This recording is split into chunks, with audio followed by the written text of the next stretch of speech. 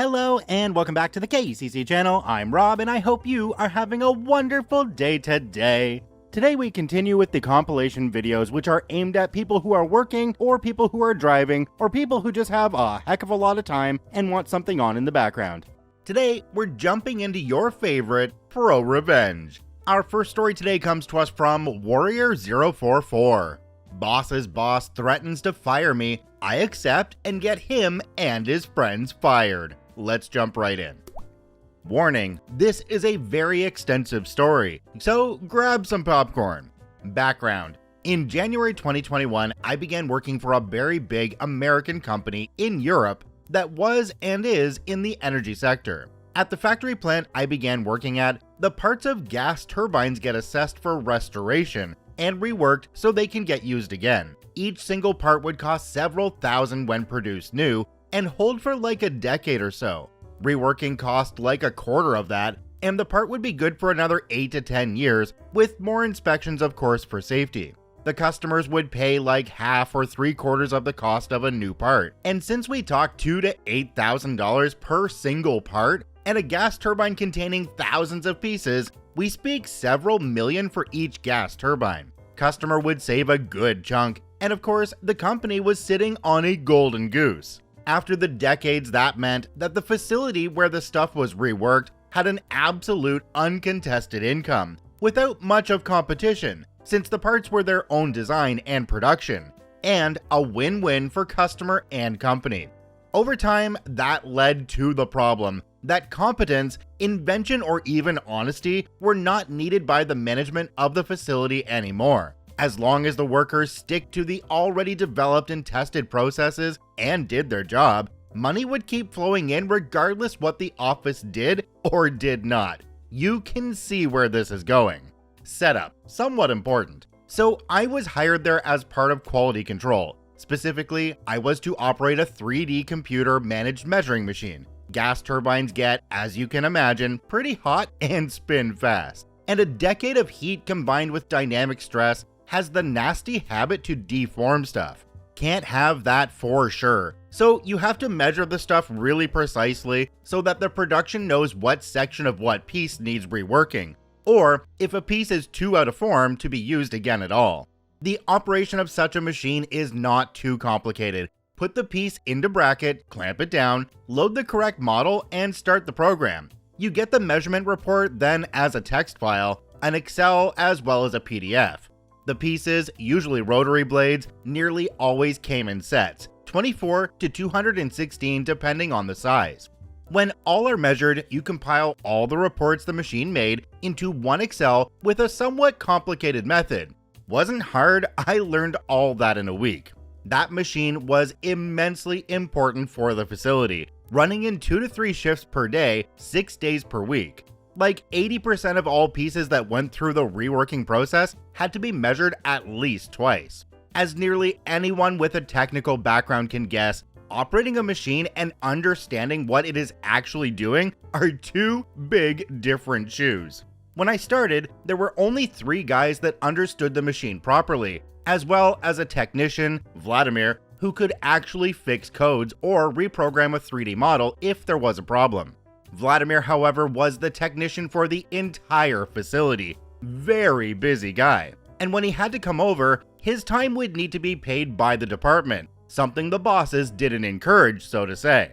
Of the 3 guys who knew the machine, Antonio is important. He had been working there for a few centuries at least, knew every nook and cranny, while being a simple worker. If crap went wrong, he was the guy you turned to. He had a bit of a short temper and a very blunt language, but he was honest, open, and very fair. I myself am not the most social person, always held back with a brutal honesty, and I take my professional cold attitude a bit too serious, I guess. In general, if people share my principles of honesty, fairness, and taking responsibilities serious, then we get along great. But with people that are less trustworthy, I basically turned to an ice block. Not perfect, I know, but hey, I don't work in retail for a good reason.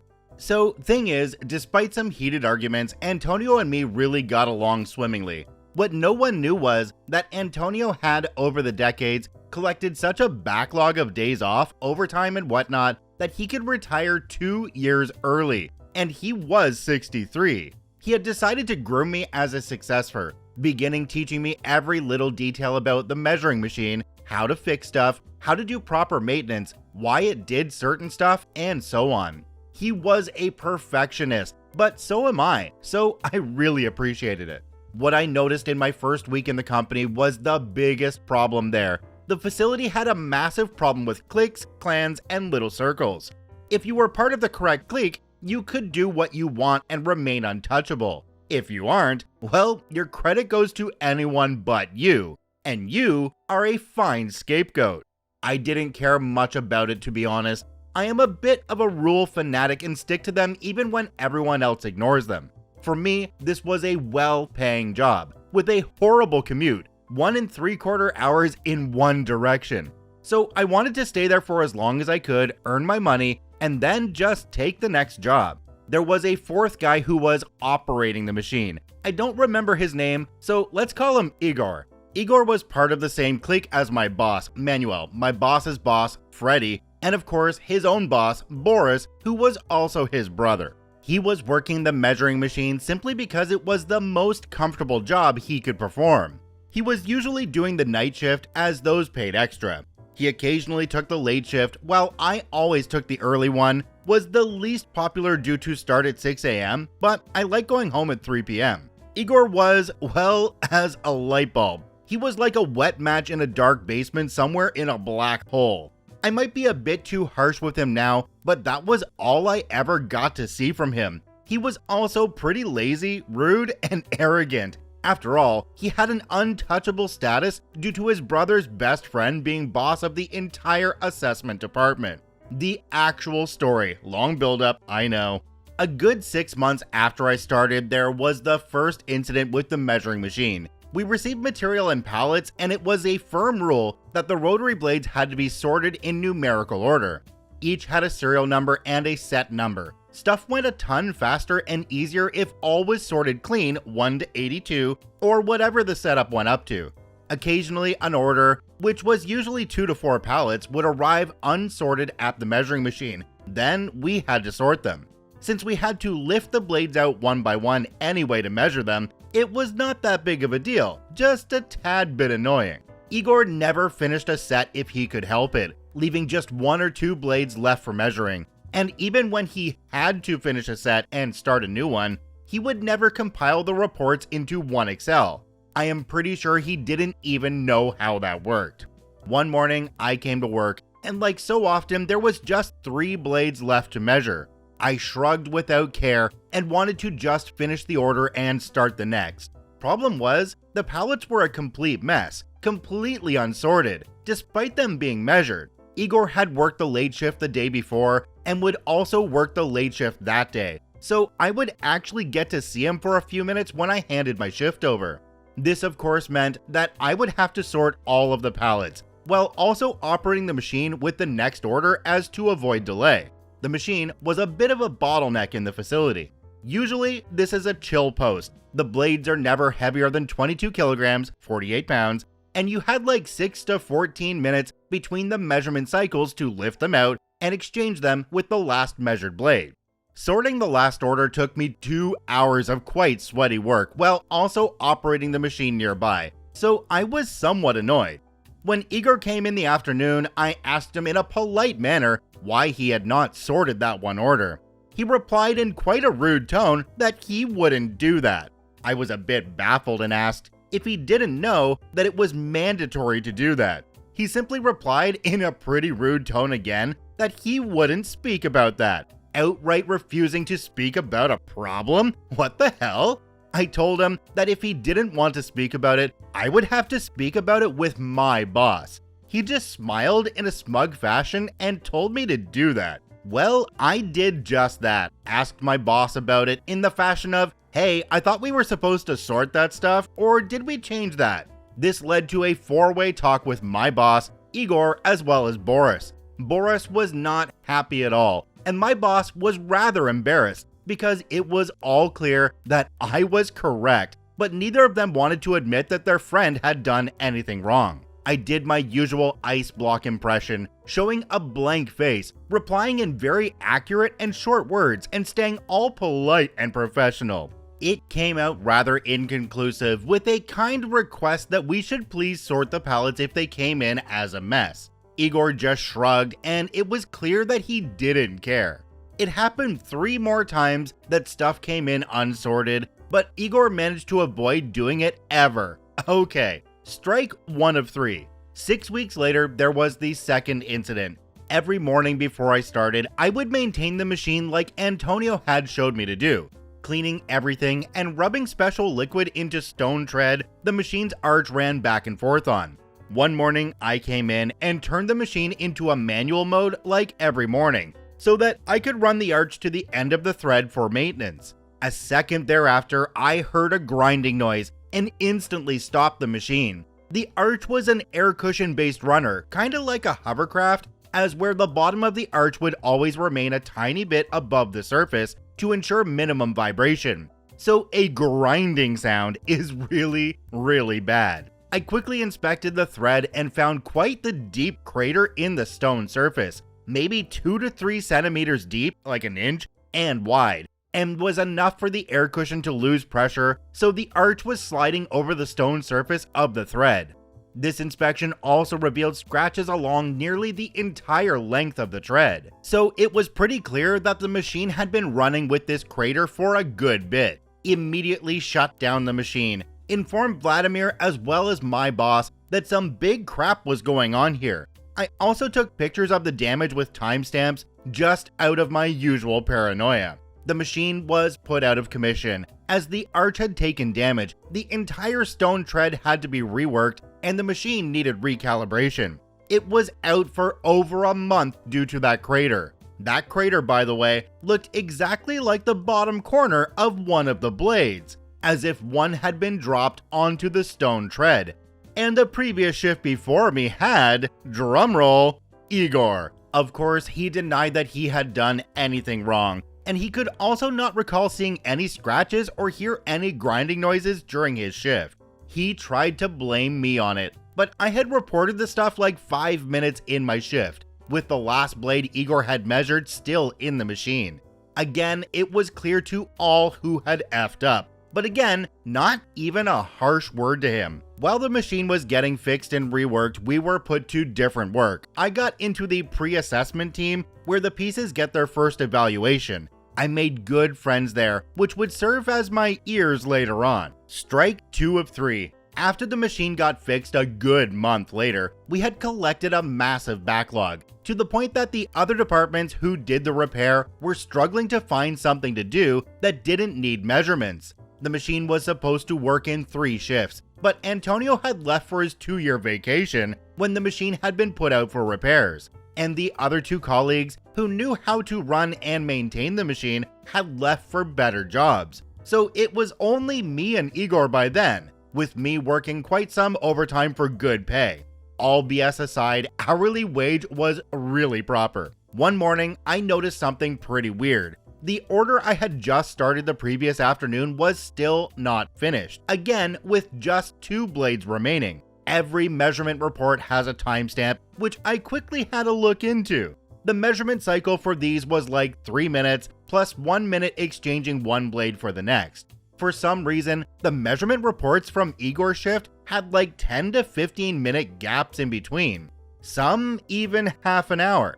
Igor was still around as he had had the night shift. I knew he was a bit of a slacker, but these gaps were quite big, so I first thought there had been trouble with the machine.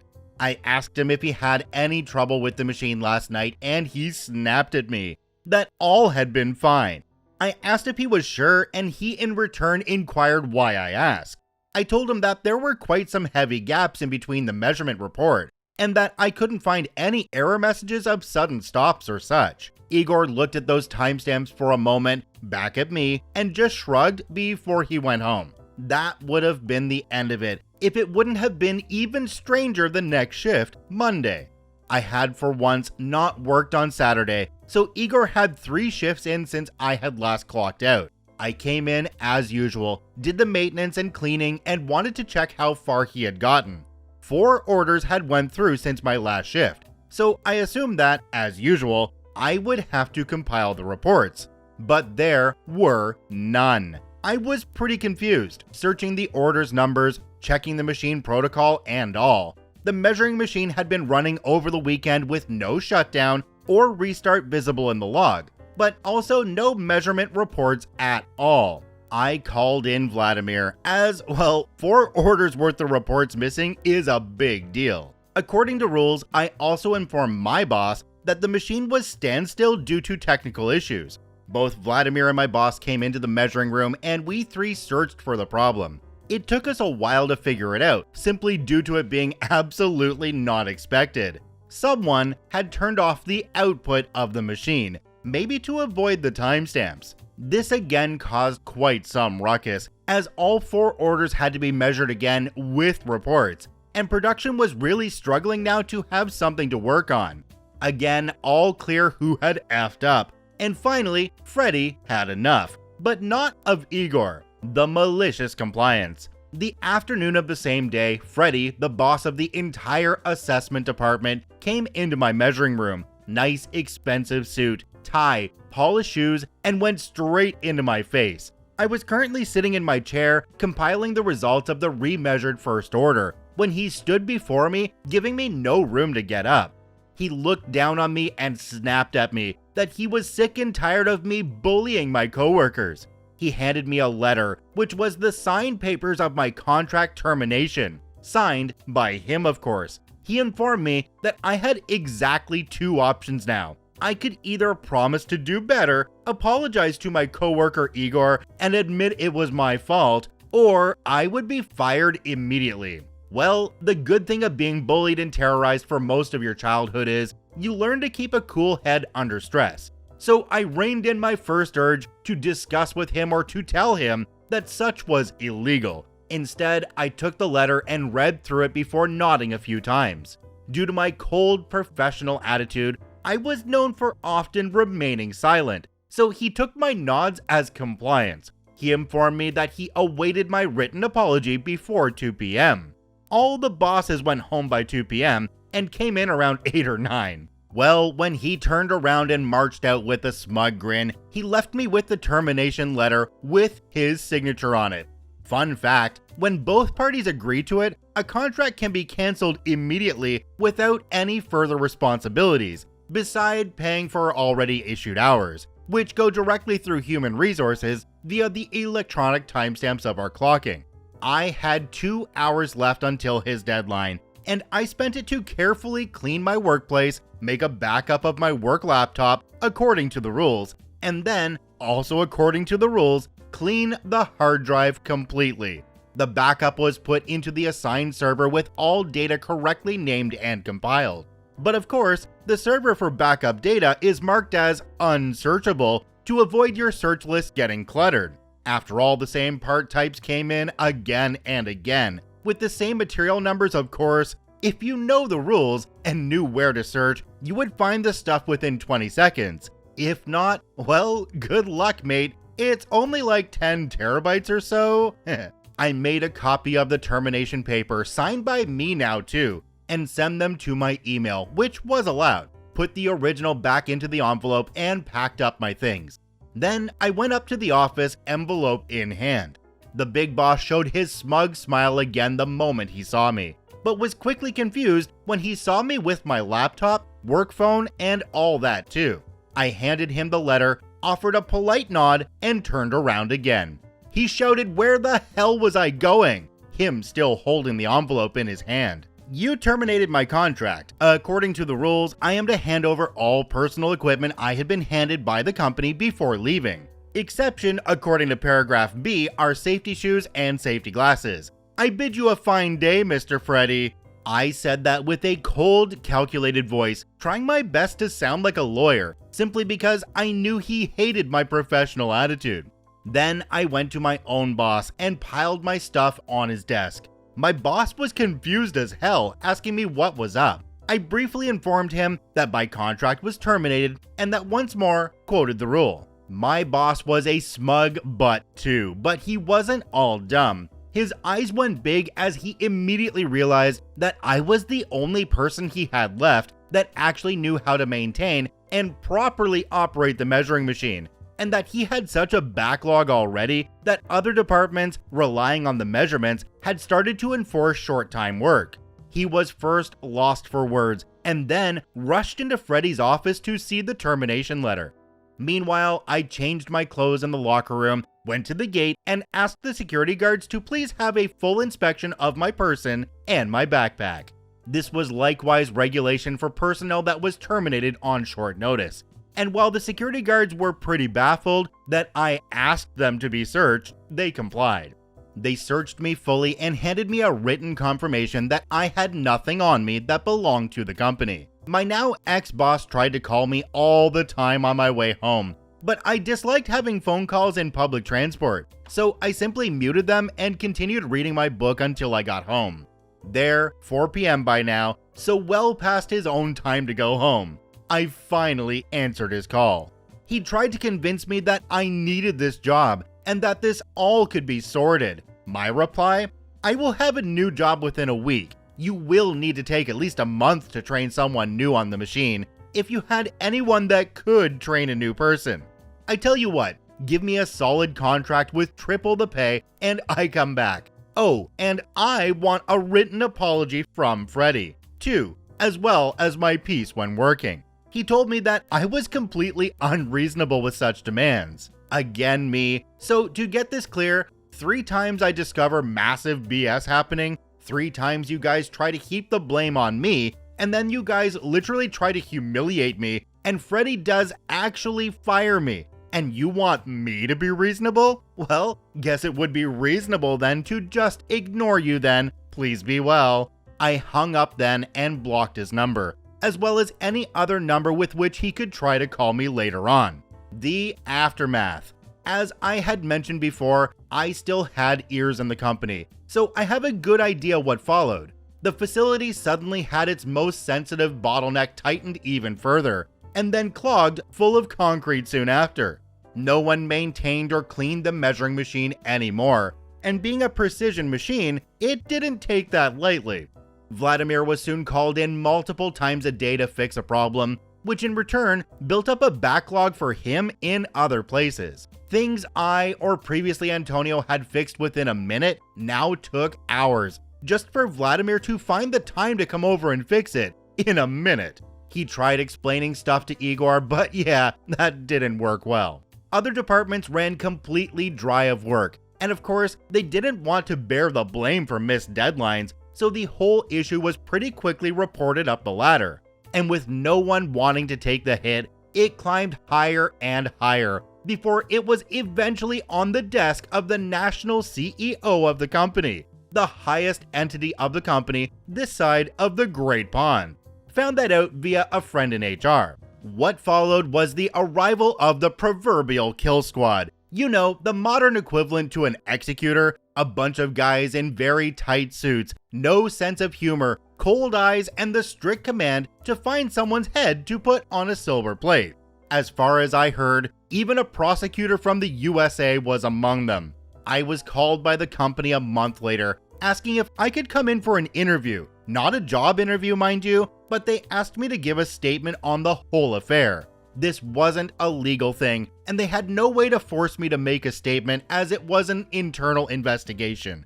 But I still happily complied, and even gave my signature that I told the truth. Gave them my entire story, as accurate as I could, and openly admitted what I didn't know or where I was only guessing. They thanked me and apologized. Honestly, I felt that they could not pay me for the time they took from me due to legal reasons. I was all fine with that and went home. Igor got fired for careless negligence. His brother Boris likewise got the immediate boot in the butt. My boss went down under as well. He and Boris were fired for mismanagement. Their boss, however, Freddy, he got not only fired, but dragged in front of court. No idea how that went on, as he was dragged to the US. But given how ridiculous that justice system is, and that he had been designated as a scapegoat by one of the biggest companies worldwide, Wouldn't be surprised if he had to hold very tightly on the soap for a good while. The entire facility went firmly in the reds for that year due to nearly all contracted reworks missing deadlines, which means a daily fee of tens of thousands per contract. My ears and the company soon sought themselves new jobs, despite in one case being there for 20 years. Last I heard is that the company had to contract the producer of the measurement machine to train new employees how to operate it properly. I had asked for triple my pay. Well, those guys were more like triple the zeros at the end. Oh, and I did find a new job within one day. I was fired on Monday, had the interview on Tuesday, a test work day the Thursday. I was asked at the end of that day when I could start, which was the next Monday. I do manual measurements now in an incoming quality control department.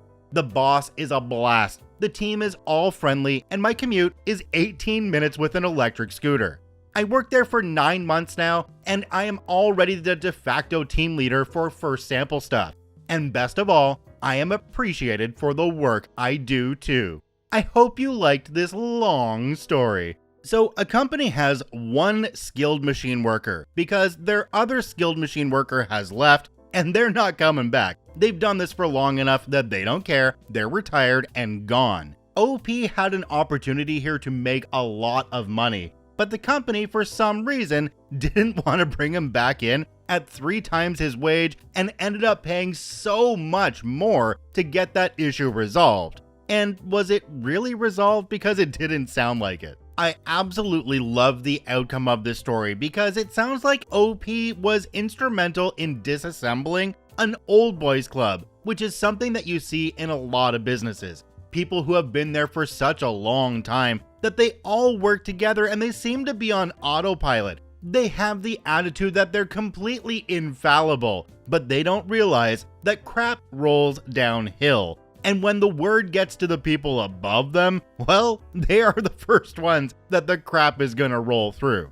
OP, sincerely, kudos for being able to keep your cool. That is absolutely amazing and definitely not something I would be able to do. Very glad to hear you found that new job, and I hope it's going well for you still.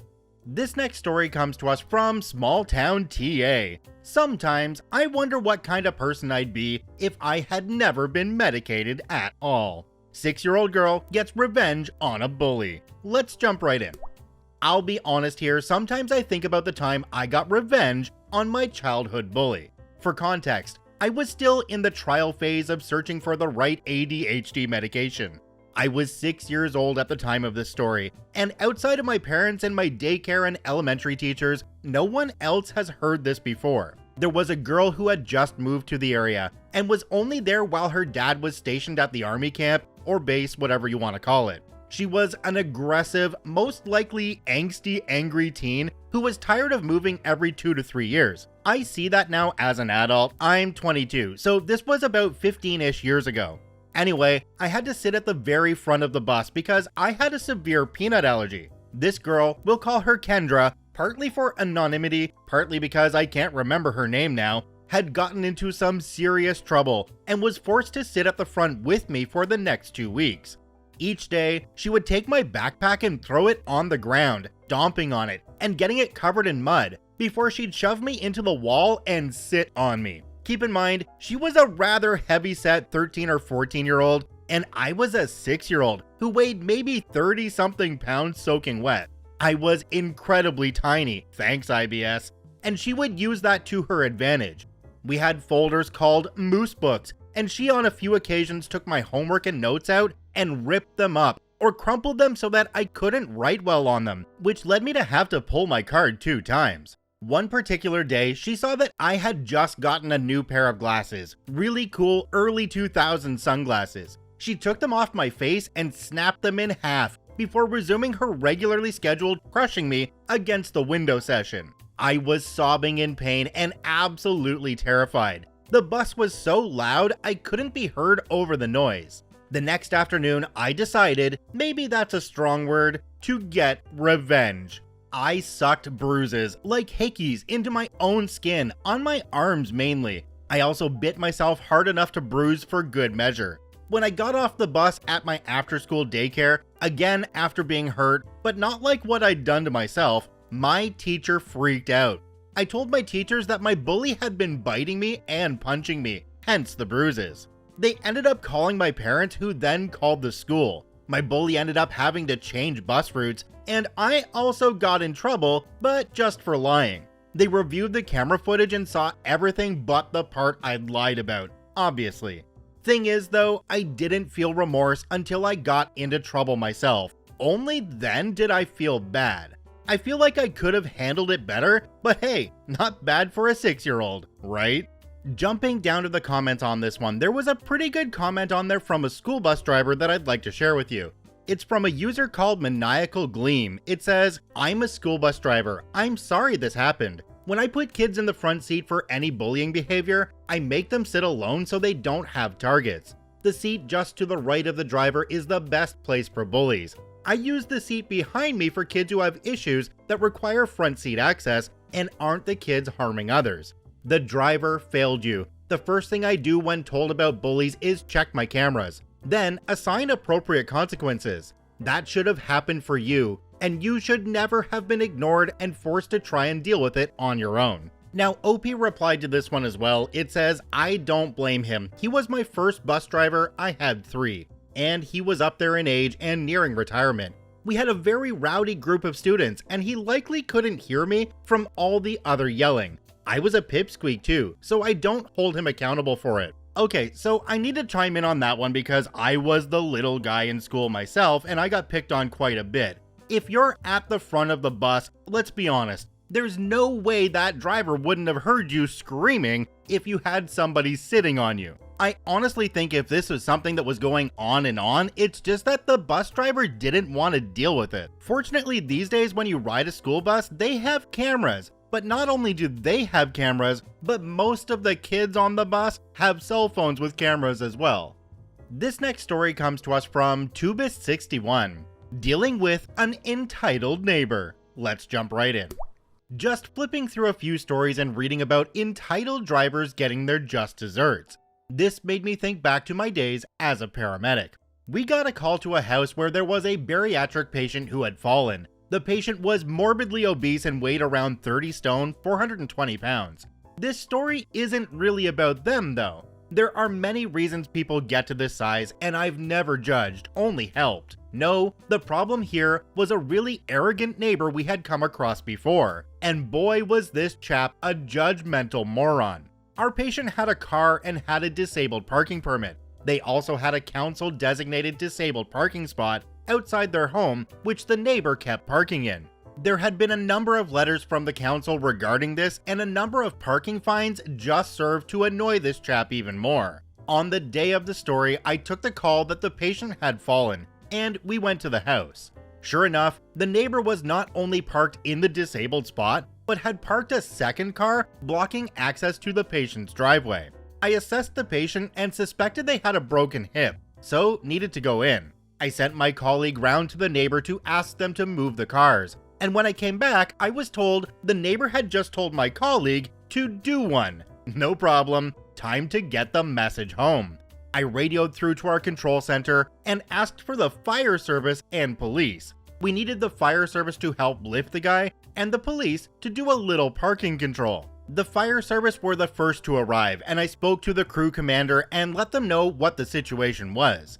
A fireman went to the house to ask the neighbor to move the car, and was told the same as my colleague. The message was relayed back, and the watch commander just asked me one question: is the patient's life at risk?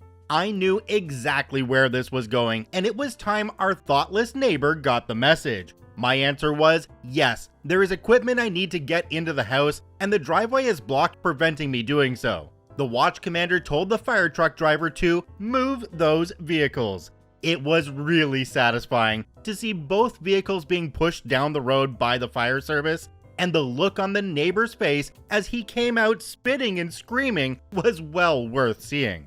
His complaints to the police fell on deaf ears. They were well aware of his history of obstruction, and my clinical assessment that the patient's life was in danger was more than enough justification for the vehicles to be moved. I doubt it made our patient's life any easier, and sadly they died a few months later without leaving the hospital, but it really did bring a smile to their face as we wheeled them out. So one thing I want to point out on this one that might be different in various places around the world, but I know it's how it works here, is that if the fire department comes out and they're blocked by somebody and they have to use their equipment to get that person's vehicle out of the way, they're actually going to send a bill to that person later for the damage done to their truck because it was their fault, not the firefighter's fault. That is amazing. Now, a lot of the comments underneath this story mentioned that these people would have learned a lesson. Well, I don't think they actually learned a lesson. They might have been taught a lesson, but I don't think they learned it because not everybody out there has the capability or wants to learn, especially the kind of people we're dealing with in this story. This next story comes to us from Historical Day 9518. Want to have your cake and eat it too? Two-timing baby daddy gets his just desserts. Let's jump right in. For context, years ago, I, 20 female, and the father of my first two children, 26 male, were going through a rough time in our relationship. He was working night shift as a janitor in a nursing home, while I was going to college for nursing during the day. We had a 1-year-old, and I had just given birth to our son 3 months earlier. There was a woman that he worked with that I had gotten to know pretty well when I would bring him his lunches. We were friends, or so I thought. He was supposed to be waxing floors at the night when no one was up and about. Just so happened my cousin ran into him and her having drinks at a local bar on one of the nights that he was supposed to be working. Cue massive fight. Got off early, just friends, blah blah blah, won't happen again. About a month later comes the talk. We have been fighting too much. Let's keep this amicable for the kids and stay friends. Mind you, the house was mine. I paid the bills with grants and scholarships I earned through school. The car he drove was mine too. I would be nice and allow him to stay till he got something figured out, still take my car to work. I still fed him all that good nonsense. Then he starts being loving and we continue a physical relationship. I happen to be feeding our son one morning while he still sleeps and his phone goes off. I know, don't look for it, you don't want to know, right? Turns out, he's been carrying on a relationship with the other woman the whole time he's been with me. It would have been fine if that's what he wanted, if he wasn't doing the same with me at the same time. Cue petty revenge. I crawled back into bed with him naked, and he snuggled up like he always does. I took pictures from his phone, nice and graphic ones. I sent them to her from his phone, along with a very nice, in my opinion, worded message explaining everything that he had been up to and into. Then I got dressed to the wonderful pings from his phone and continued about my day packing his things. He woke a few hours later and went for his phone first thing. I happened to come into the room as he's trying to call her, and when he turns to look at me, I can see all the blood rush from his face. He can't even mount a defense as I tell him all about the conversation me and his new girlfriend have had, along with some photos. All his things are now out on the porch boxed up. I tell him he no longer lives in my house and to leave. He starts to blubber about where will he go, so I told him that he'd better call his girlfriend to come pick him up and live with her, because he sure as hell isn't using my vehicle anymore, and that sounds like his problem, and I shut the door on him. I had been with this man-child for 6 years, given my body, heart, and sanity to this man. Heck, I was even willing to still let him live there, not paying bills, eat there, and drive my car for him to be sleeping with both of us at the same time. Was it petty? Hell yeah, but it was deserved. This story turned completely when OP mentioned at the end that they'd been with this guy for 6 years. At the beginning they said they were 20 and he was 26. So if they've been together for 6 years, that means she was 14 and he was 20. Whoa, that's a big no right there. OP, I hope you stay as far away as you possibly can from this guy. I mean, make sure he does right by your kids, but this guy does not need to be in your life otherwise. It's time for you to find somebody your own age who's not looking to groom kids. This next story comes to us from Blue-Eyed Brunette. I don't like liars. Let's jump right in. This happened 5+ years ago, and it's still one of my proudest moments. I was dating this guy Dan, going through a custody battle with his ex-girlfriend over their toddler. We worked at the same bar with this girl named Billie Jean. Billie Jean was an old friend of Dan and had worked with him before. She also had previously worked with the mother of Dan's child, Rachel, and everyone was seemingly friends and remaining civil, or so I thought. Billie Jean had secretly taken sides and wrote a terrible affidavit lying about Dan.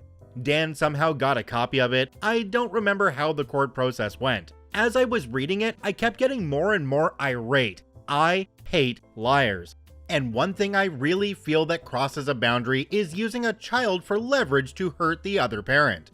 Billie Jean was knowingly lying under oath and siding with Rachel to prevent Dan from parenting his kid, and he was by no means a bad dad. Well, Billie Jean had enemies that I worked with and had easy access to contact. These enemies had sold Billie Jean a car that she wasn't paying them for. I didn't necessarily like the people who owned the car, but the enemy of my enemy is my friend. I called them up and told them I came in peace. I asked if they had Billie Jean's address to get back their car. They did not. I passed off Billie Jean's info and waited for her to call me. Now, I was one of 2 people who could have ratted out the location of the car, and when Billie Jean called me to tell me her car got repoed, she said she had no idea who could have done it. It would have either been me or her ex Robbie. I tell her casually, I don't think it was Robbie. And I swear up and down she responded with, well, who would have done it then?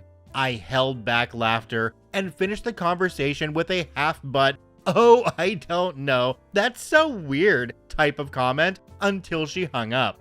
Dan was next to me in the car snickering.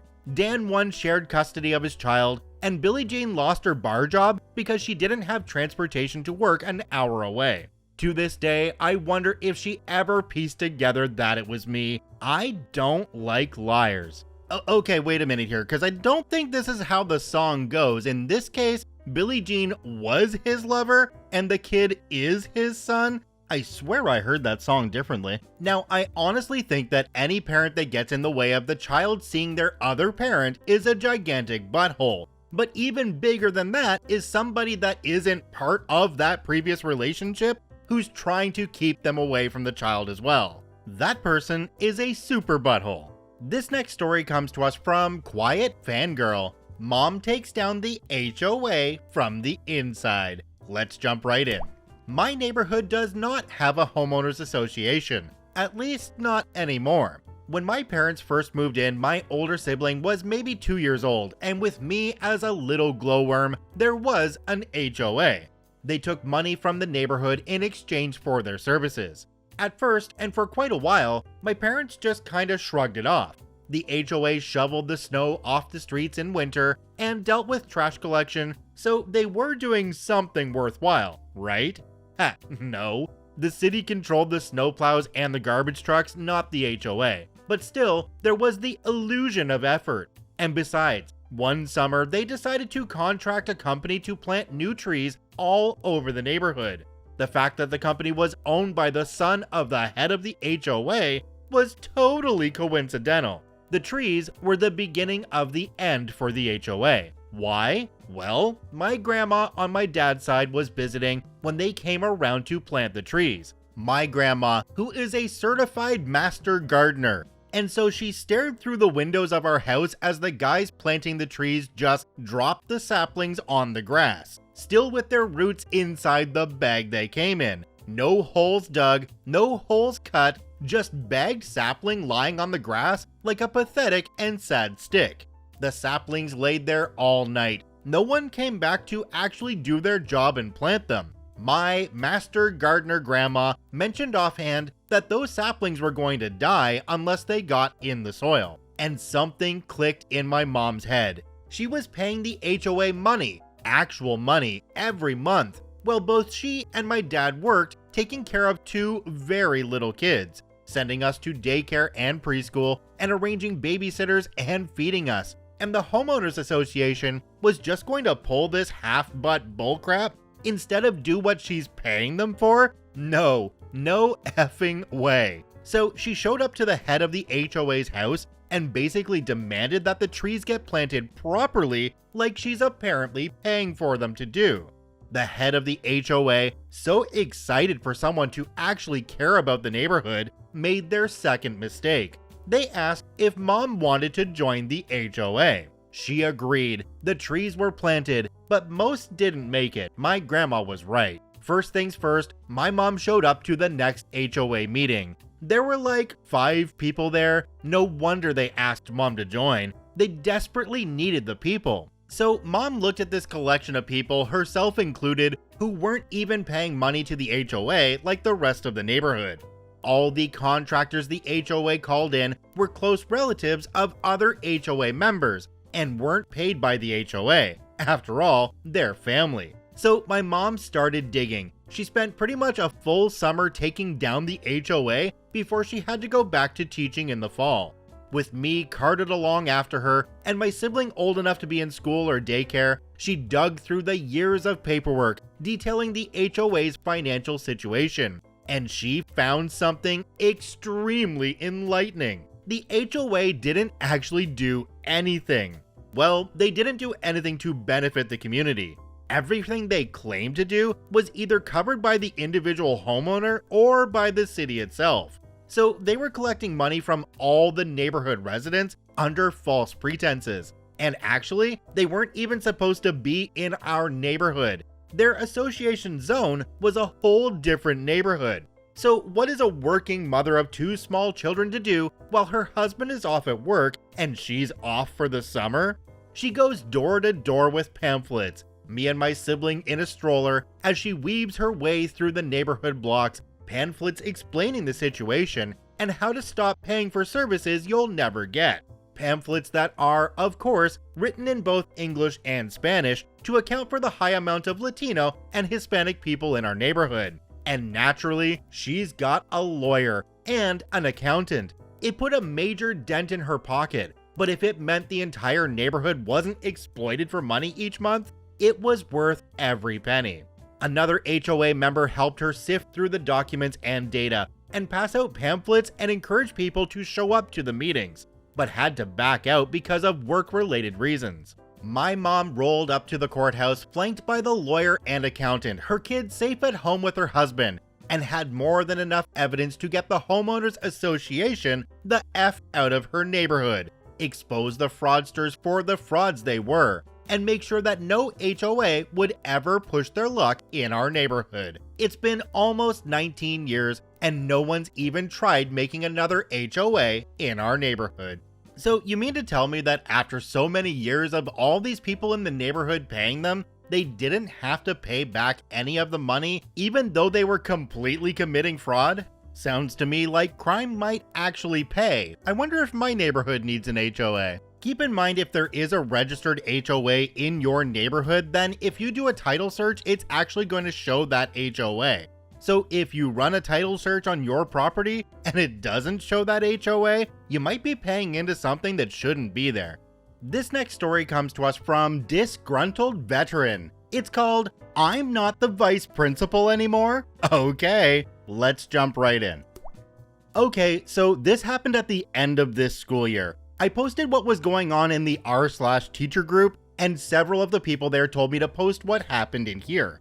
This story is in 4 parts, and I apologize for the length. I also apologize for any teacher slang I use, as it is like second nature to use it, just like military cargo was when I was in the military. Basically, I was told that all the assistant and vice principals in the district, other than the high school, were being let go, and a teacher on assignment was going to take our jobs. I was not heartbroken over this, but was treated badly by the new admin team taking my job and my principal's job.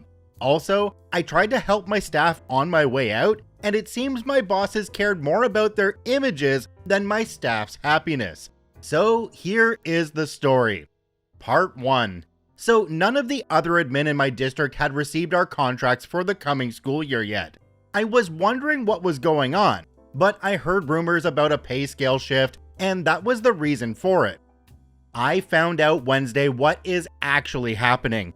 Every assistant principal and vice principal in the district, why we have 2 different titles I have no idea, is not getting renewed contracts, except the ones at the high schools.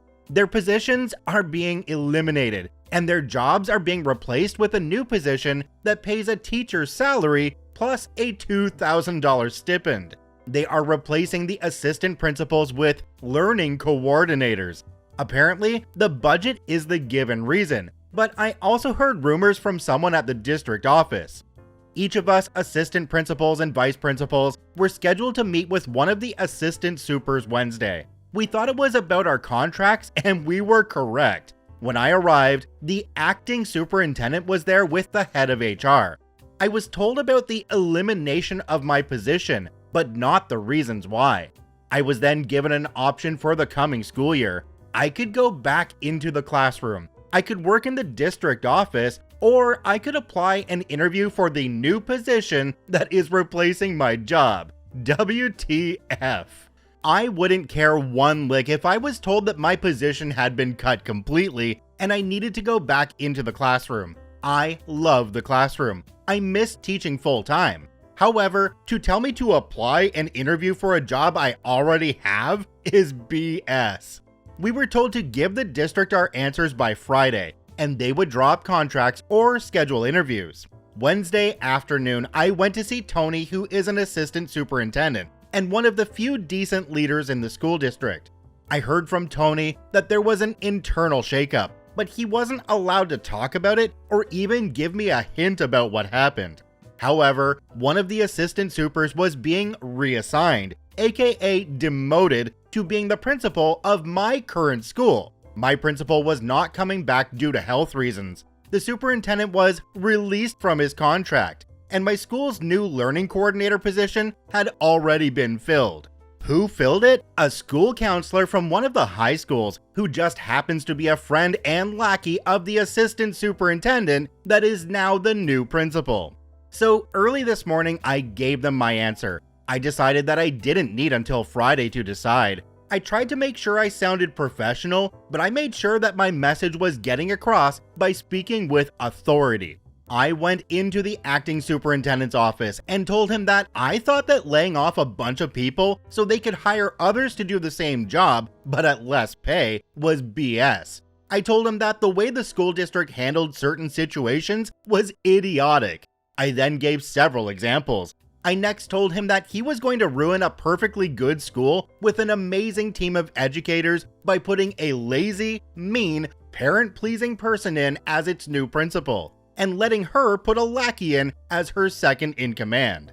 I said that she was as useless as a screen door on a submarine, and as mean as Dolores Umbridge. I finished the 3-minute speech by stating that I will work my butt off and finish the school year strong.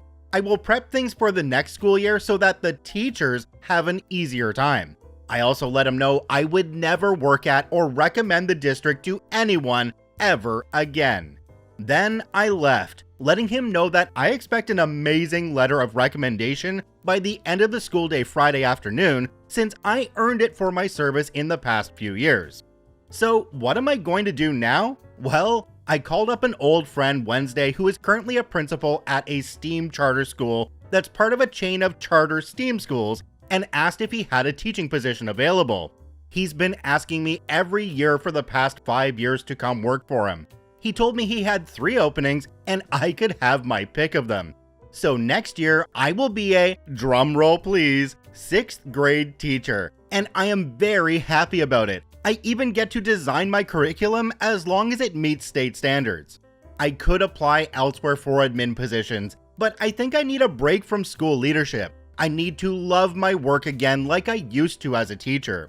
Yes, there were and are many challenges, and sometimes I hated going to work, but I do love being a teacher. I feel bad for my current staff because the regime change will hit them hard, but there is nothing I can do about it. I wish I could help them. The most I could do would be to take a teaching position at my current school, but then I would be miserable with them and be helpless to do anything to aid them. So, for myself and my daughter, who I love more than anything, I am making the move to a new school and going back to what I enjoy doing, teaching. I am even bringing my daughter to my new school to start next year as a 5th grader. I asked her if she wanted to stay at her current school or go to the STEAM school with me, and she wants to go with me. She was excited since she has visited there several times and loves the technology room, the robotics class, and the science labs. Plus, she is friends with some of the kids there already. As a goodbye to my staff, I am going out this weekend and I'm going to buy some nice letter paper and scratcher tickets. I'm going to write short, individualized goodbyes to each of my staff members, and at the end, I will include the following words. I'm giving you some scratcher tickets. My hope is that you're as lucky scratching them as I have been lucky to have worked with you. So that's it. I have to finish my contract, but at the end of June, I am free. I'm looking forward to teaching full-time again and having a boss who will let me just do my job and not interfere. I don't think I want to work in administration again, but maybe after a few years, I will decide to work as an assistant principal again. Alright, let's jump down into the comment section for part 1. We have a comment here from Sam Wise Vimes. It says, "Let me just say thank you for giving it to them straight.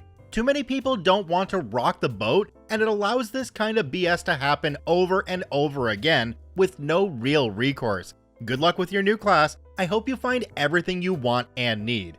I had to sit back and think about this story for a second because OP was perfectly willing to go into a teaching position, but I think that the new administration was too intimidated by OP being a previous administrator to keep them in the school. So all of the attitude he was getting from them was probably because of that. They wanted to drive him out, and that's the only way they could think of doing it. Another comment down below from Dashel04, it says, "You probably already know this, but you're not getting a glowing recommendation. Leadership like that are petty as heck, and they will go out of their way to make your name mud. Hopefully it won't matter in your case, but education is such a good old boy profession, you'll eventually run into someone who's heard about you from your former coworkers." I don't think this one matters as much because OP did say that they had another job at another school and everything there was going to be great. If they do get the letter, it's a bonus, but if they don't, I don't think it's going to matter all that much. Now, one thing that OP could do here before he leaves though, is talk to all the other teachers in the school that he got along with and make sure that they know, as a former administrator, that he's willing to write letters for them if they want them. Part 2. So I put together goodbye gifts for all my staff and I'll be handing them out on Friday, their last day with the kids. They have a bunch of goodies that I posted about weeks ago. I was thinking this weekend about how to give the finger one more time to the district office and help my teachers out, even in a small way. So I came up with it Sunday night. My district requires each teacher to attend additional training throughout the year. These are outside of the regular staff development trainings. They are run by district staff, special education teachers, and admin. The training normally lasts 1 to 3 hours, and the teachers get a certificate for the time spent in the training. Each teacher is required to attend 24 hours of these before the end of the school year. Most teachers take them over the summer if they are offered, so they don't have to take them during the school year. So yesterday morning, before work, I was making copies of the certificates for all the courses I have run here the past few years. Classroom management strategies, lockdown procedures, social studies strategies, math strategies, reading comprehension, and environmental print. I'm going to fill them out with each of the teachers' names and number of hours. I am adding all the times I ever spoke to the staff about these topics and putting down hours to correspond, rounding up to the nearest hour-ish. Wouldn't you know, each of these topics was 3 to 5 hours in length. Each staff member will have exactly 24 hours worth of training. I filled out the dates of the training for the 22-23 school year.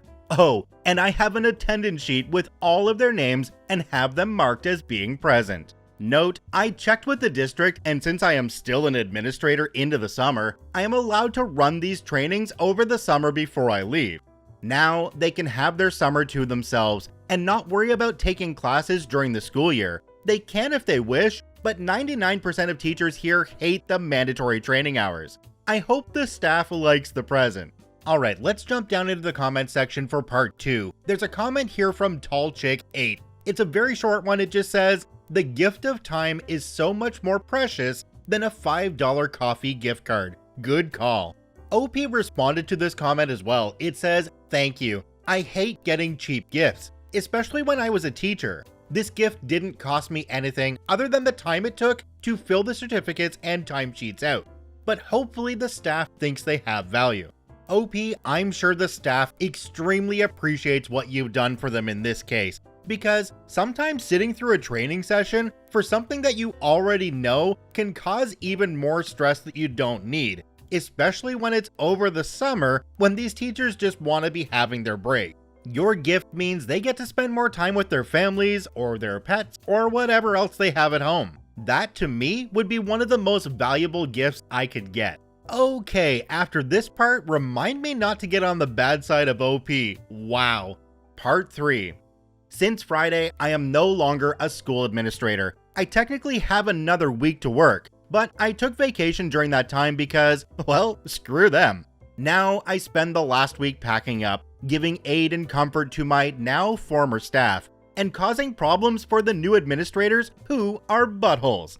Now, besides giving the entire staff a year free from additional PDs, I wasn't planning on causing any more problems. Just quietly leave and drive off into the sunset, Shane style. But no, apparently I don't deserve a quiet week. The new principal, demoted from assistant superintendent, and her new teacher on assignment decided for some reason to be rude to me. There was only one response to that. I aimed to misbehave. How were they rude to me, you ask? First off, they ordered me to hurry and clean out my office. Apparently, the TOA wanted to start redecorating my office. I was literally told, "Get all your personal stuff out of here ASAP. She wants her office now." I still had a week to work there and actual work to do. Second, the new principal tried to steal my personal chair and my personal office supplies and decorations. That chair was a gift to me from a friend. I found her just wheeling it out of my office and into hers. My desk supplies and a banner from my wall were stacked on its seat. I told her that it was my personal chair, not the district's. She said, "Okay." The very next morning, I found it missing. She had moved it into her office after I left for the day. Third, I was given a list of tasks to complete by Friday by the TOA, who is in no way, shape, or form my boss. These were not my job to do and are in fact the incoming admin's duty to complete. Stuff the new admin was supposed to do. Things like put together a new staff packet, schedule next year's PDs, fill out and submit request forms, etc. Finally, I was talked down to every single day by the new admin team. I was spoken to as though I were the hired help, and they were the royal bitches. Seriously, I speak to a waitress that messes up my order with 20 times the amount of respect that they showed me. They actually tried to get my attention by snapping their fingers at me, like that would work. Note, the new principal also has made some pretty anti-LGBTQ+ comments. I don't like narrow-minded people. So I decided to do as I was told. I was a soldier, so I know how to follow orders. 1. I removed everything that was my personal property. That included my chairs, decorations, the stress relievers, punching bag, etc., the fridge from the office, and the file cabinets in my office. Yes, I bought government surplus cabinets because I didn't have any. All my files and all my former principal's files were in there. I had even bought the manila folders I used in it. So I took every piece of paper out of my cabinets, removed them from my labeled folders, and stacked them on the floor into one large pile. There is no order to how they are stacked. I took my chair from the principal's office while she was in a meeting with parents. I just walked in and rolled it out. She stopped talking to the parents to ask what I was doing, and I responded that I was taking my personal property out ASAP as I was ordered to do. I had an old medium-sized fridge I had placed in the office workroom for office staff to store their food in, but it is mine, so I took the fridge. I brought it right out the front door and loaded it into my truck. I even took the new admin's food out of it and left them on the table. It's my fridge. I warned the rest of the office staff I was taking it, but forgot to tell admin. Darn. I copied all my digital files over to a flash drive and then deleted everything off my work Google Drive. anything I personally created or designed. I copied all my emails too. I informed the staff that if they need time off next year and need it approved, to submit the forms to me this week. I got several and they are all now approved. I got this idea from someone who messaged me here on Reddit and suggested I do this. Thanks for the advice. I approved every supply list item the staff submitted and even drove to the district warehouse to pick up some items personally. I even approved funds for a second-hand kiln for the art teacher. She found a good one on Craigslist. I had repaired my desk with bolts and tool from home. I took the bolts back. The desk is now lopsided again. The closet door was broken when I got there, so I repaired it. I have now put it back as it was when I was hired. The two-way mirror to the detention room was mine. I had gotten it from a friend at another school, different district. It allowed me to watch ISS and detention students from my office without them seeing me. I popped that right out and took it home. Now, the TOA has a hole in the wall the detention kids can look through. I had put together all the lockdown buckets and fire drill bags myself with my own money. I took all of them back. This I felt bad about, but I will give them out to the staff at my new school. I put a rush order on all classroom and building repairs, and have an approved order to have every classroom repainted. I assembled new staff packets and the new school year binders. Besides the basics of what is required, I have included throughout the binders in random places, Dilbert cartoons, famous Harry Potter quotes, the lyrics to Nickelback's How You Remind Me, I Kissed a Girl by Katy Perry, All Star by Smash Mouth, and We Built This City by Starship. A map of the area where I marked all the good places to eat lunch off campus. Funny Far Side teacher comics, cheesy teacher jokes, the union contact info, crosswords, Sudoku, and word searches, a list of educational lawyers just in case. I also included in the binder the admin Wi-Fi password for them since that signal is stronger for some reason.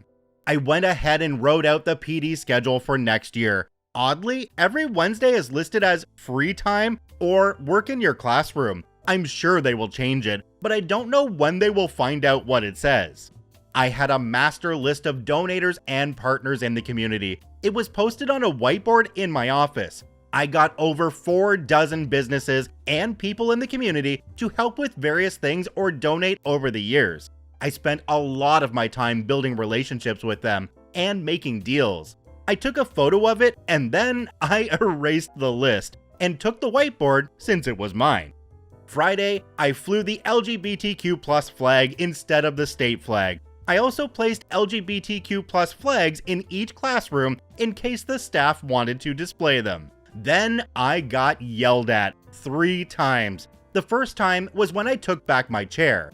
I was told it was unprofessional to just take it without asking, especially with the guest present. I responded with, yes, it was unprofessional to take my chair without asking. The second time was when the TOA found the refrigerator gone. She said that it was community property. I told her, no, it's my property, and I was told to take all my property from the campus. The third time was when I was in the parking lot leaving, and they found the piles of papers. The principal flagged me down and told me to clean it up. I told her I was off the clock, and that the district never reimbursed me for the cabinets, so I had to take them with me. I am expecting a call from HR today asking for my assistant setting everything back up, since with all my stuff removed and erased, the admin team has to actually put in some hard work. I'd come in for my consultant rate, $75 an hour with a minimum contract for 12 hours. Let's jump down to the comment section for part 3.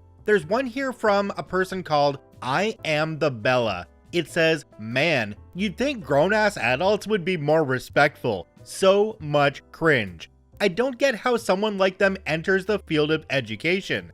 Like, we have to be positive role models. That is so far from being a decent human being.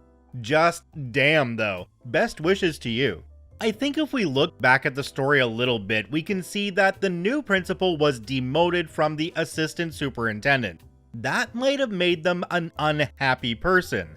And then their assistant has to work for this unhappy person, so they're not in a very good work environment either. I think it was just a bad situation all around that OP got tied up into, but they made the best of it and they made their lives very difficult. One more comment down below part 3 from Complex Commission 47. It says, "This is effing amazing. I'm very impressed. The fridge, the cabinet, the files on the floor, you covered everything. I'm done with my crap admin job too. On to bigger and better things. I'm moving over to EdTech."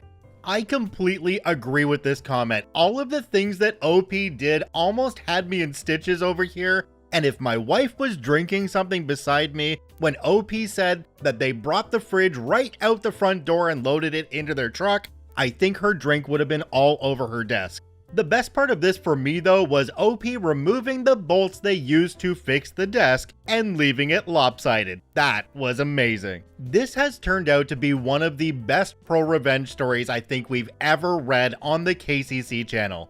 Part 4. So, as some of you know, I left the world of being an administrator a few weeks ago. I tried to leave behind some nice gifts when I left. I wasn't looking to cause problems my last few weeks, but the new admin team treated me in a way that was unacceptable. So I decided that Malcolm Reynolds had it right when he said, "I aim to misbehave." Well, the Tuesday after I left, I received a call from HR. I ignored it. I then left for a road trip with my daughter where we went to San Francisco for a few days and went to 2 Giants games. Unfortunately, they lost both games. While we were on our trip, they called and emailed me at my personal email account. My work one was deleted by them. I ignored the calls and never opened the emails. My daughter and I then went to Disneyland for a few days of fun and then returned this past Friday. I then checked the voicemails and emails. I was asked, begged, and then ordered to come to HR for important meetings. "It is very important that we speak to you as soon as possible," is what they said repeatedly. So yesterday I went into the district office wearing cargo shorts, a shirt I got at Disneyland, and flip-flops. I don't work there, so I don't need to dress up. When I arrived, I was originally treated like a visiting VIP. The HR manager and her assistant tried to butter me up like a Pillsbury biscuit. After a few minutes of them trying to make small talk, and me then letting them know I had plans to go to lunch in 30 minutes, they got to the point. They wanted me to turn over a few things I took with me that, though they belonged to me, they said were sorely needed at the school. They gave me a list from the new principal which included, but limited to, my chair, seriously, my refrigerator and appliances, my community contacts board, people and businesses that I built relationships and partnerships with, my personally designed forms and worksheets, the 2-way mirror, my lockdown buckets, and fire drill bags. They also wanted copies of every record I kept and notes on the staff and students. The notes I took on the staff were so I could personalize gifts for them and have conversations with them on their interests. I said no to all those requests. I told the ladies that the furniture and appliances were mine that I brought in. I stated that the chair was a gift to me from a friend, and that the new principal can afford to buy her own chair. I also stated that I left any official school and district documents there, and any I took with me and or deleted were of my own making and my intellectual property. I also stated that my contracts were developed over the years on my personal time and at personal cost to me. I also stated that everything I took that I had submitted reimbursement was never reimbursed. I kept my records and pay stubs. I never saw a red cent from those submissions. They offered to pay me for some of the items and gave me a rough figure of what the district would pay me to return the fridge, the forms, buckets, bags, mirror, and contract board. I told them that I did not want to hand them over to the new admin team since they had treated me so poorly. They asked me again and tried to reason that some of those things could be interpreted as school property. I told them that they were welcome to try and force me to return anything that was legally mine to them, but I would be willing to fight it in court. I also told them that those 2 new administrators made me uncomfortable, and that their treatment of me could be considered making a hostile work environment, especially when they tried to make me do their jobs for them. I then gave the HR team my lawyer's info. Note, I dated a lawyer after my divorce for a few years, and we are still good friends, and she has offered herself as my forever retained lawyer that I can use her name and she'd help me if she could.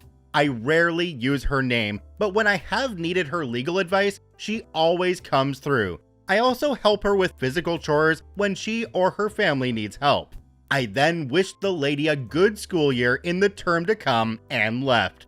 I doubt I will ever hear from them again. Let's jump down to the comment section for part 4. We have one from the user getting teachy with it. Love that. The chair. I can't believe the new admin tried to get your chair again. This is my favorite news show. I hope there's a season 2. Seriously, way to stand your ground. I hope they all learned lessons about buttholery and what being a jerk gets you. Enjoy your well-deserved summer. The demands that the administrators made on OP kind of made me wonder, because if they were willing to compensate OP to bring some of those things back, well, why couldn't they have just gone out and gotten their own fridge and their own cabinets themselves? That doesn't make too much sense. As far as the chair goes, I really don't understand this one. I don't think I'd want to take somebody else's chair for my office, because how do you know if you're gonna fit into their butt groove? Overall, what we learned from this story is that OP is a master of revenge. I'm sure that their username, Disgruntled Veteran, is going to go down in history on Reddit. They've already made quite a name for themselves in the r/teachers subreddit, but now that this has been posted to ProRevenge, they are going to be very well known. This next story comes to us from Immortal Heathen. Manager insists I do my job properly. Happy to comply, sir. Let's jump right in. In early 2020, I was hired under the title Assistant Manager at a local automotive shop. We mainly sold tires and alloy wheels for passenger vehicles. The company owned several stores. I reported directly to my manager, who then reported to the owner of the company. Shortly after I was hired, I noticed the behavior of the manager was far from professional. He would constantly mock and berate me for being the new guy. I believe part of this was jealousy and insecurity on his part, as I ended up recording more sales under my name within the first few months.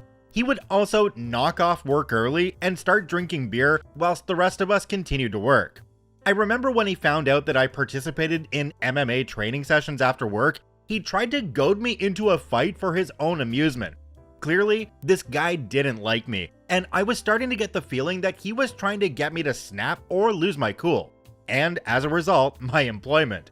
I became even more certain of that with what happened next. Story. During the few months that I had worked there, I had noticed that our takings for the day and sales records did not match. I would often spend half an hour to an hour after work trying to figure out where the errors were coming from, whilst the manager would simply throw his hands in the air and exclaim that he had no idea how this was happening. The recurring issue seemed to be that our cash takings had been recorded incorrectly. There would sometimes be an excess amount of cash that didn't match up to what was recorded on our sales and invoicing software. Other times, there would be less. I was, at the time, an accounting student studying towards my bachelor's degree. I was already suspicious of the cash being out each day. However, given how the manager had been treating me up until this point, I was concerned that any complaint would somehow be twisted and used against me. And boy, was I right. Several weeks later, my manager took some time off. During this time, I managed a personal record in store sales, and also noticed something interesting. The cash was never out at the end of each shift. I reported this directly to the owner of the company. Given I was acting manager during my time the manager was away, I was expected to report to the owner every day, and explained what had been occurring whilst the manager was there. In all honesty, I was hopeful that the owner would be having a word with the manager about the discrepancies. However, I was also weary, as I believed once the owner spoke to my manager that the manager will immediately know it was me who reported this. When the manager returned to work, he immediately approached me with a disgruntled look on his face. "I've spoken with the owner. You tried to blame me for the discrepancies. You should focus on doing your job properly. Then this wouldn't happen." I was quite taken aback by how angry he was, though I wasn't surprised that he twisted it and tried to place blame on me. Given his reaction, I'm even more suspicious at this point. He wants me to do my job properly, eh? Malicious compliance ensues. That same week, I got to work. I started paying attention to what customers were paying when they were dealing with my manager. Behind his back, I began examining all of his sale transactions and invoices with a fine comb. As the days rolled by, I started to find evidence of his dishonesty. When it came to a few cash sales, my manager was doing the following. Example 1. Would tell the customer the price is $200 if he pays cash. 2. Would discount the price by $50 in the sale and invoicing software. 3. Would put the extra cash into the till and record a $150 cash sale. 4. Before we did the cash up at the end of the day, he would sneakily pocket this extra cash whilst no one was around. Though he was very foolish, as he clearly couldn't remember the exact amount he had swindled, hence why the cash would be up some days, didn't swindle enough, or the cash would be down, swindled too much. The end. I took screenshots of the discounts he had been giving on sales and sent them to the business owner along with a report. A report with a detailed description of my findings. The report also showed that on all the days he wasn't there for the cash count, there was no variance. When he was there, well, the owner was infuriated. This man had been his trusted employee for years. The owner was so infuriated, in fact, that he ordered my manager to do a mandatory drug test, pee in a cup style, on the same day he found out, and no surprises, he failed. Turns out, the manager had quite the drug habit. This was most likely his sole motive for stealing cash, and the owner was beside himself. We operate machinery every day in the store, and so the thought of a manager walking around high as a kite wouldn't sit well with any health and safety professional. In fact, it could have landed the owner in serious legal trouble if any accident or injury occurred under this manager's watch. The manager was terminated immediately for violation of his contract, and was later taken to court by the owner in an attempt to recover the stolen funds. Safe to say, I was promoted to store manager position shortly after his termination. Jumping down to the comment section on this one, there's a comment from a user called Senatus Perversus. It says, I bet the manager and owner have some kind of history. The immediate drug test shows that the owner knew exactly what to look for. I feel like this one here hits the nail squarely on the head, because there must have been some kind of history there for the owner to get that drug test right away. Maybe because the owner had this prior knowledge about issues that the manager had, they did that test so they'd have something extra to fire them over, not just the stealing part. They'd have concrete evidence with the drug test if they might not have concrete evidence for the stealing, so they still have a reason to get rid of them regardless.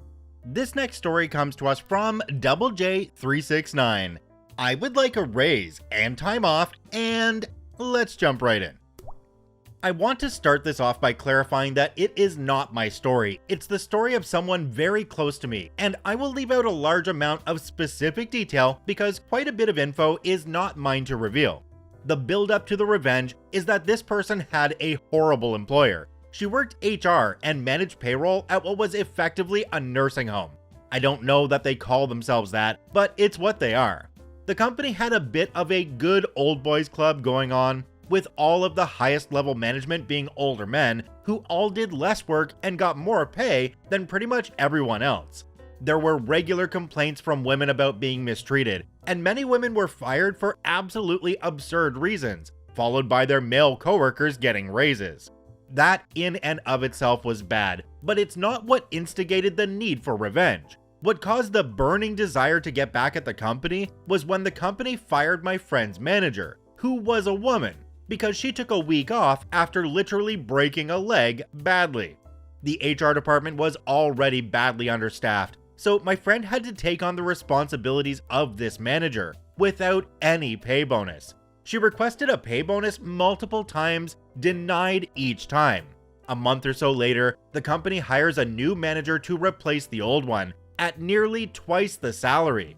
This new manager is an older man. I'm not entirely sure what this guy actually did during the day, because my friend continued to do all of the managerial tasks, and she knows that for a fact because the guy's account didn't have access to the systems he needed access to, and he never asked for that access. For 6 months, my friend showed this manager issues within their system, including payroll, and explained that she was not only the only employee who knew how to use the payroll system, but she was the only one with access to it. The sexist douchebag ignored her and made regular comments about how she was replaceable and useless. One day, she loses her crap. She set up a bot with her credentials to automatically assign her pay each pay period, according to her actual salary, so not stealing anything. She then carefully plans her next move and puts in her 2-week notice, right before a large department-wide week off, and right before her only coworker has a 2-week vacation. She wouldn't have time to train the coworker, even if the coworker was in the country. The manager still dismissed her, thinking he could just hire someone who knew what they were doing. Little did he know, she had tweaked with the payroll software over her time there. Nothing super awful, but it was very different from what the base software was. She was the only person who knew how to properly use it, and the only person in the whole company, including the CEO, who had access to the necessary numbers to actually run the payroll. When she leaves, after the 2 weeks, the company has 2 whole pay periods where they do not pay their employees. They can't. But my friend still gets paid because they never disabled her automatic payment thing. They couldn't. Eventually, they called her and basically begged her to consult with them on their payroll. For the past 6 months, she has been paid $250 an hour for 5 hours a week to run the company's payroll, fully remote, even though it was an in-person job before. And to top it all off, she doesn't even actually work the 5 hours. She wrote a script on her personal device to process payroll for her. She just has to press one button. She's working another job now, but darn, she really kicked them in the butt for their crap. Jumping down to the comment section on this one, we have one from a user called ITPerson5. It says, only 5 hours at $250 an hour? Should have made them guaranteed $250 an hour minimum, 40 hours per week, as well as a paid week in advance every week as well. OP responded to this comment with, she's technically not working. I believe she's consulting by technicality, which has rules and such that I don't really know or care to learn. The company doesn't have the budget to pay her $250 for 40 hours a week. And since their way of cutting down costs is letting elderly people croak, she didn't want to keep kicking them after she got her revenge. Okay, that was brutal, but the conversation does continue, so let's keep going.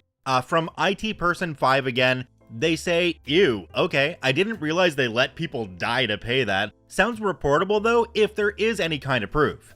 OP responded to this one and said, it's a bit of an exaggeration. What's not an exaggeration is that over 60% of the residents present at the start of lockdown died within that first year. It's a high-end nursing home, but they still don't actually care about the residents. I don't even really know what to say to this one. I know that a lot of nursing homes are run for profit, and a lot of them unfortunately have employees that don't care about the residents there. We need to remember though that these residents are people, and we're gonna be that age sometime too, and we're gonna want somebody to take care of us. Going back into the story, I feel like there's still something reportable here though, because if the women were being ousted in favor of the older men coming back in, then if there's any proof of that happening, or even if there's a history of women being kicked out and a whole bunch of men being brought in, I'm sure that could be shown to somebody. Gotta be honest though, I'm not really versed on how employment laws work in various places around the US, or Canada, or anywhere else for that matter. This next story comes to us from Revolutionary Ant 209. My 8.5 pound revenge on my cheating, thieving ex. Let's jump right in. When I was at uni, I started dating this guy.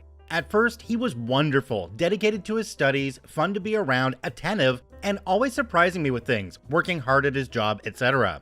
Then, bit by bit, things unraveled. He started skipping classes. Then, he barely bothered to go at all. Worse still, he never helped around the house, never washed up, cleaned up, did laundry, nothing. He was even fired from his job for too many no-shows. All he wanted to do was sit at home and play Xbox or browse the message boards and forums. This was in the days before social media, when dinosaurs roamed the earth. This left me having to pick up extra shifts, sometimes double and triple shifts, all while going to class and studying. I later learned that this was a pattern for him. He'd be really dedicated to whatever he set his heart on, but then get bored and fall back into old habits. Then he'd find a new passion and rinse and repeat. I knew I should have ended the relationship much sooner, but I held out hope that he would snap out of it, that maybe it was just exam stress getting to him. I desperately wanted things to go back to how they were, but it was not meant to be. I caught him cheating and threw him out. I was so stressed with everything that it wasn't until the next day that our joint savings account crossed my mind. There was a little over £5,000 in there, and bar a few hundred from him, the rest was money I had saved. I checked the account and it was all gone. My ex had cleaned out the account and moved into a new flat with his side chick. I called the bank, there was nothing they could do. He was authorized on the account. I contacted the police, they told me there was nothing they could do since it was a joint account, so nothing criminal had happened. They suggested taking it to civil court, but said I'd probably spend more money than I get back in legal fees, so it likely wasn't worth it. My ex had stolen £5,000, and there was nothing I could do about it. I felt like such an idiot. I got even angrier when I saw his posts on various forums boasting about his new game consoles, new games, new TVs and gadgets, all bought with my money. I'm not usually a vengeful person. Petty on occasion, sure, but I've never wanted to exact revenge as much as I did right then. And I knew just how to do it.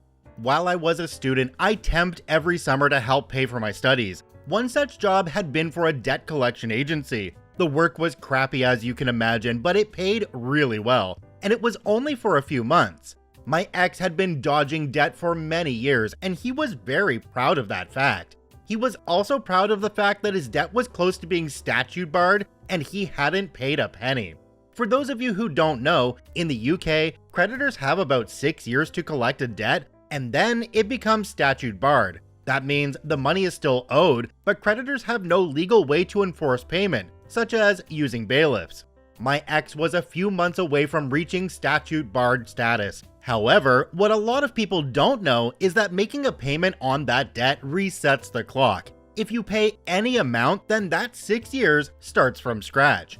Previously, I had used my insider knowledge to help him dodge the debt. Now, I would use it to hit him where it hurt.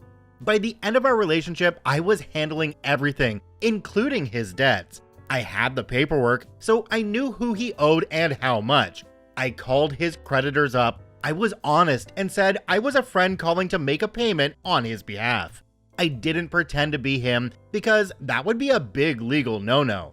They weren't allowed to disclose any details, but they were able to take payment. I paid the minimum I could on each debt, about £1 on most, but one had a minimum payment of £1.50. It was the best £8.50 I have ever spent.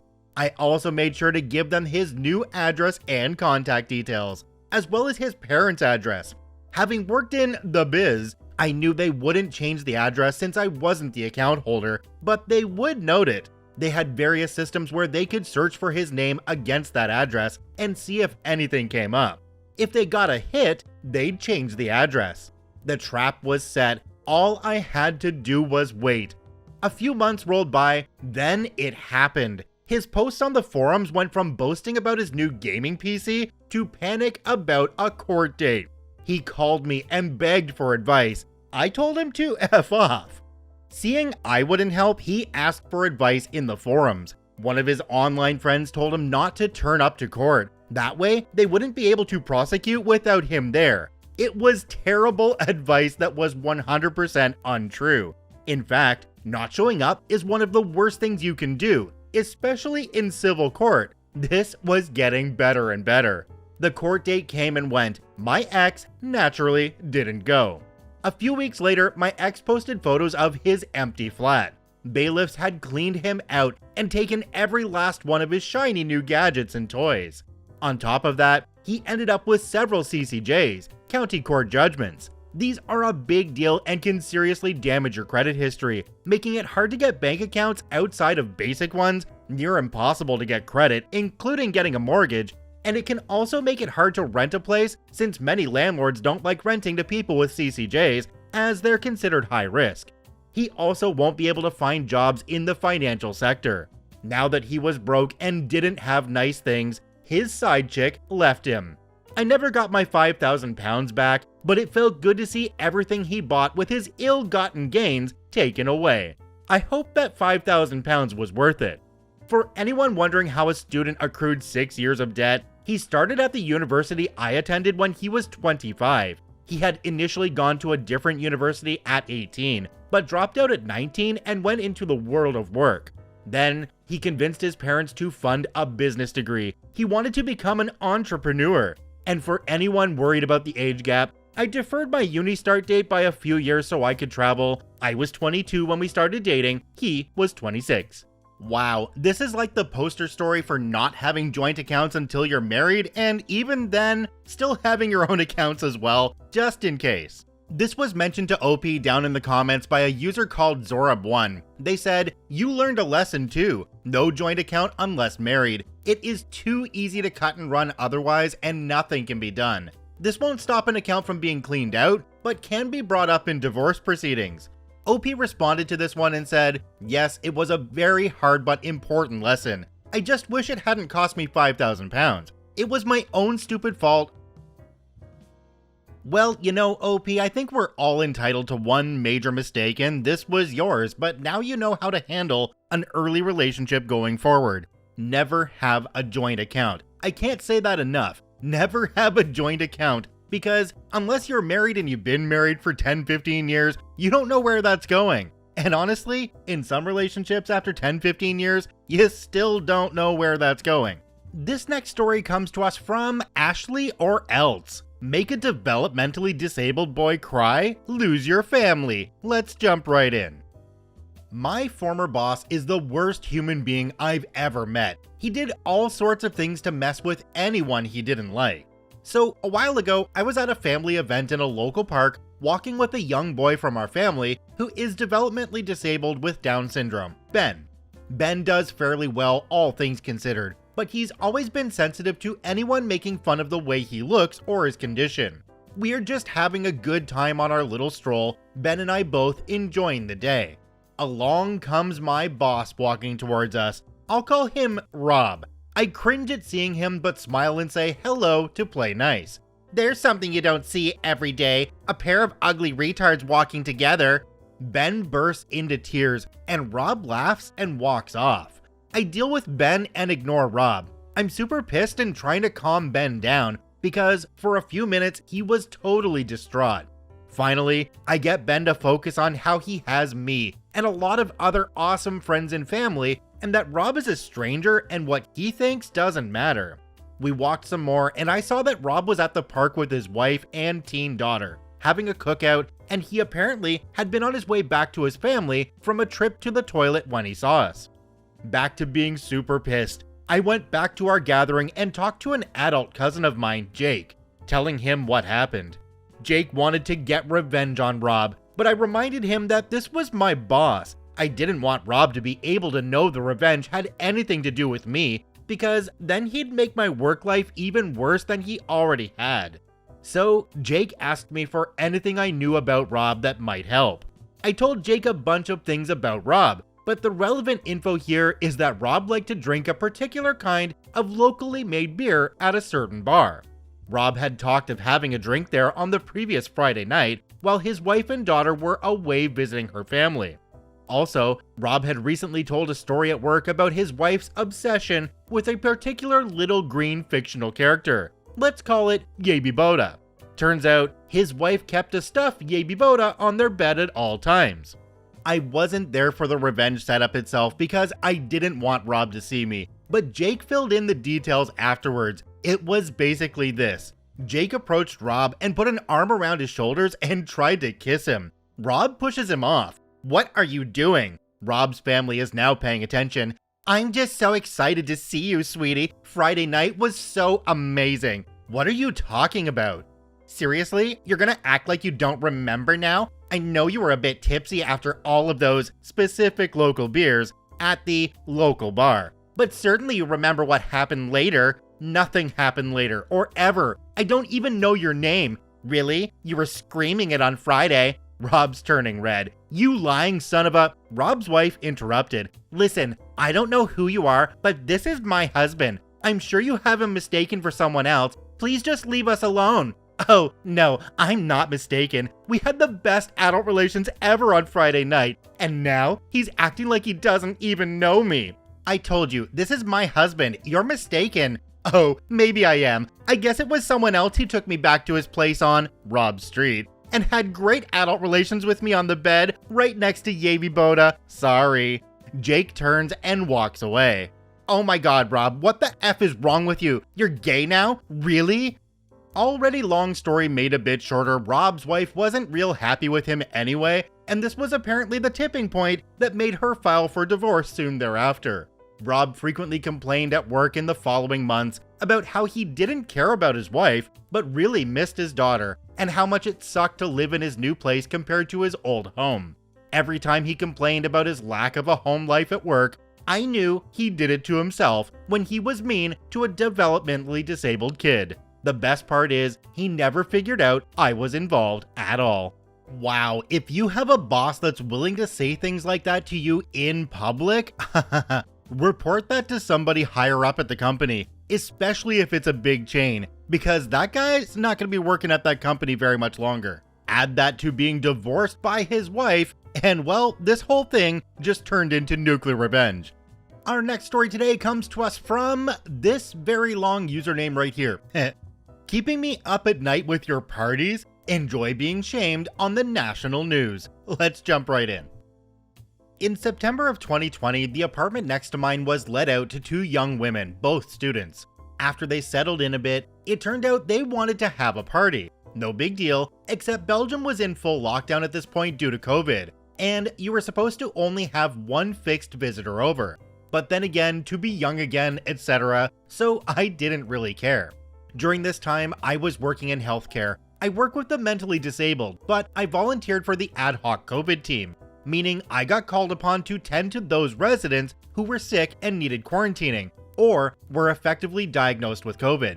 This meant pretty long working hours, and I spent about 10 to 11 hours a day at work, with a full hour bike ride to and from work.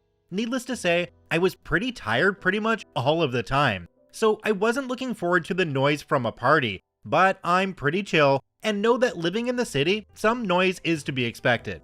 So they are having their party, and I can stand some noise and music, but this party was effing wild. People shouting full on in the hallway, wrecking things, etc., etc.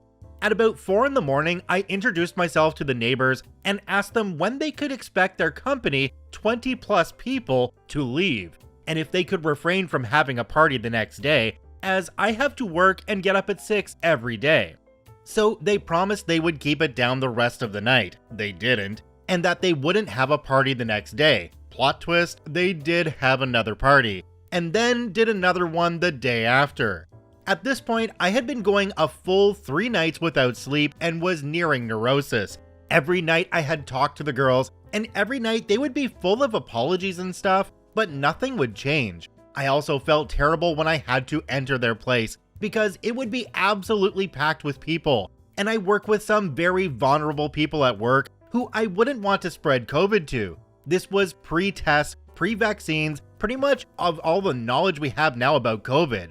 Luckily, the weekend came and they went to their parents and I could recover a bit.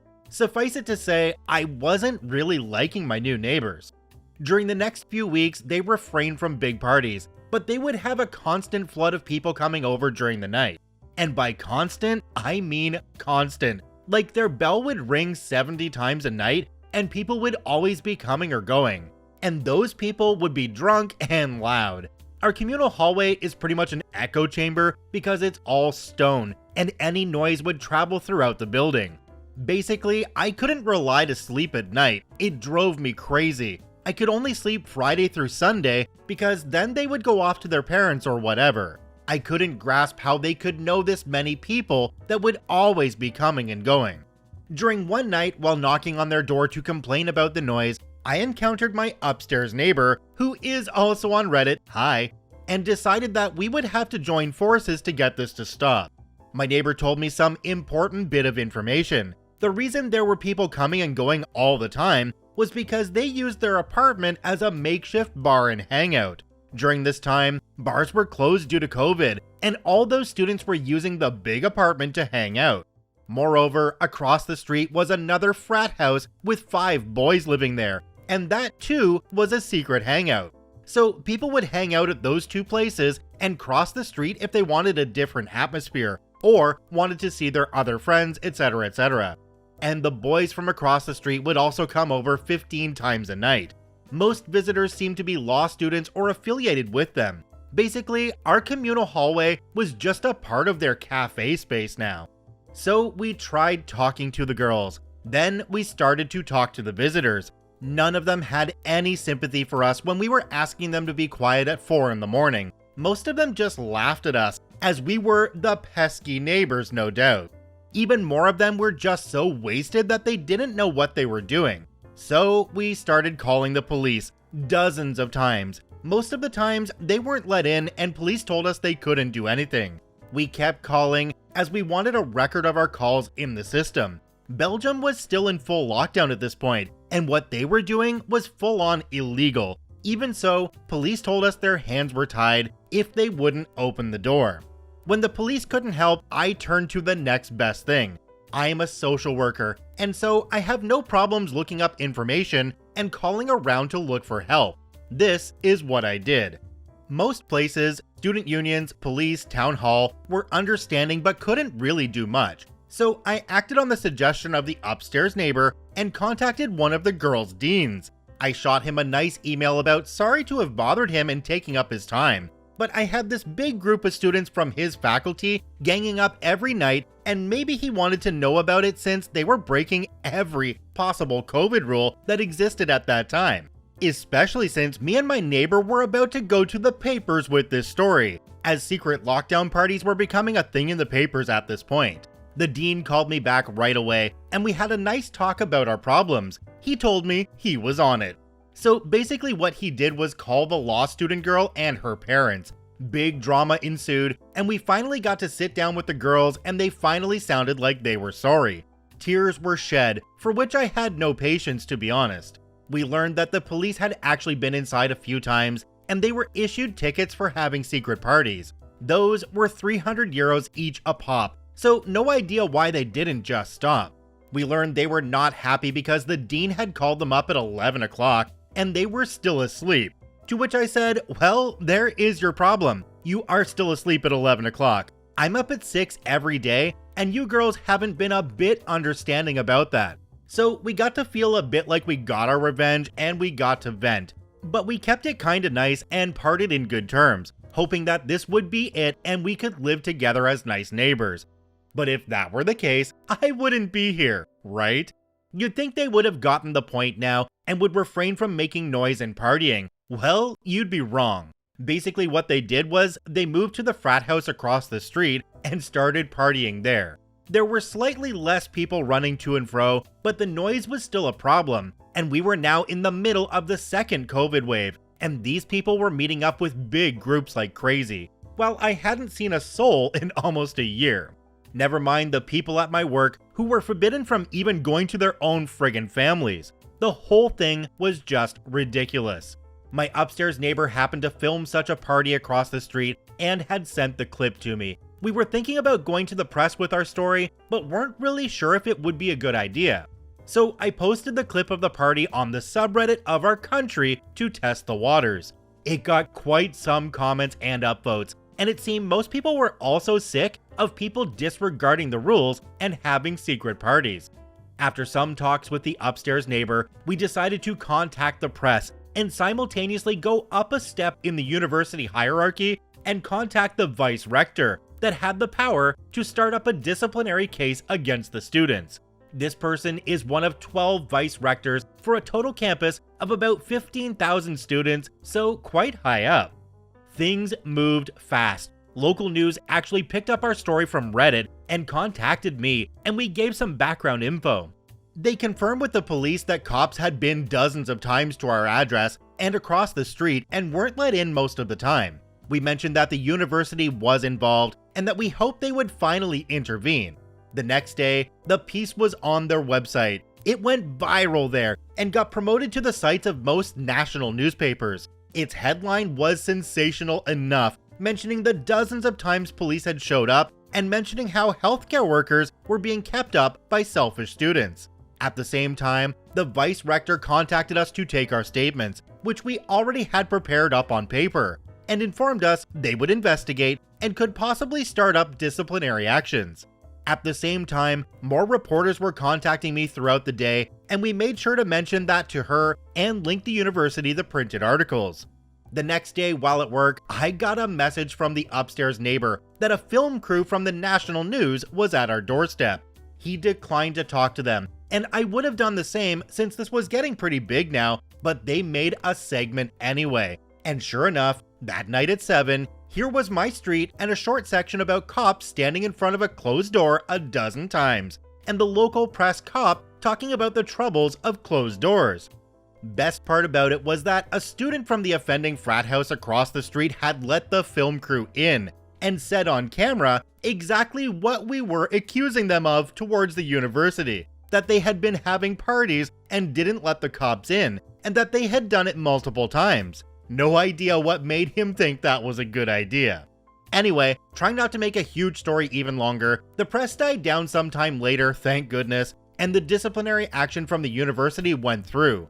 Before the hearing, we sat down with the girls from our block and cleared some things up. We wanted to live like normal people together, and we tried to make some amends. Because we put in a kind of good word for them, they got the lighter end of the stick, 40 hours of community service and some probation.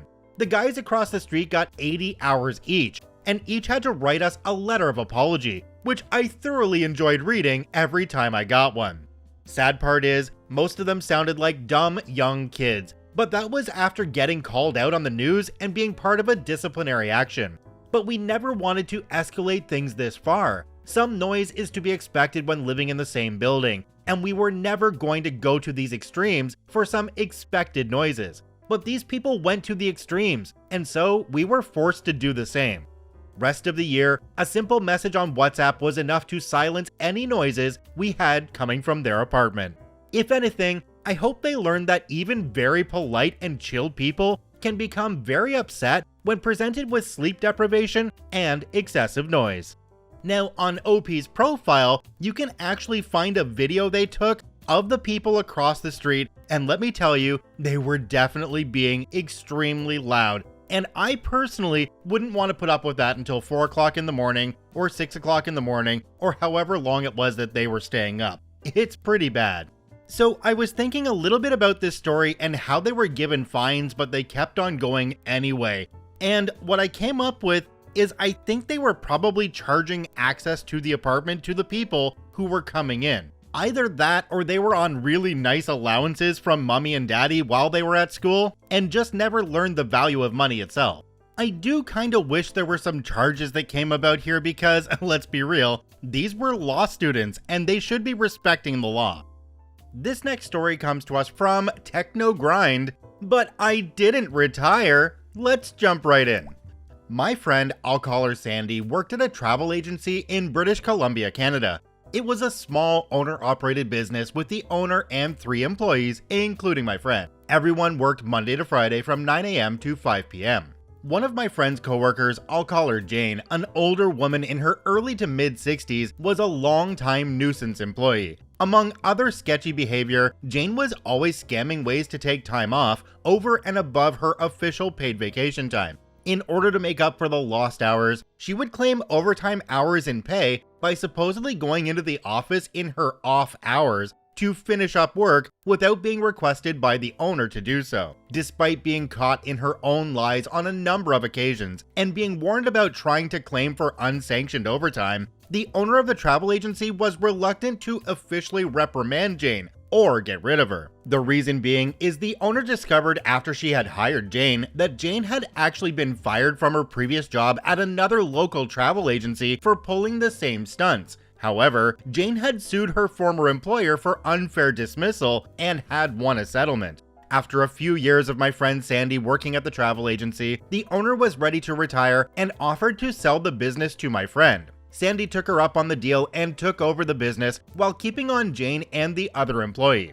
Once again, just as the previous owner was afraid to get rid of Jane, so was Sandy for fear of being sued. When Sandy took over the business, she instituted guidelines regarding taking time off, and she established an official no overtime policy.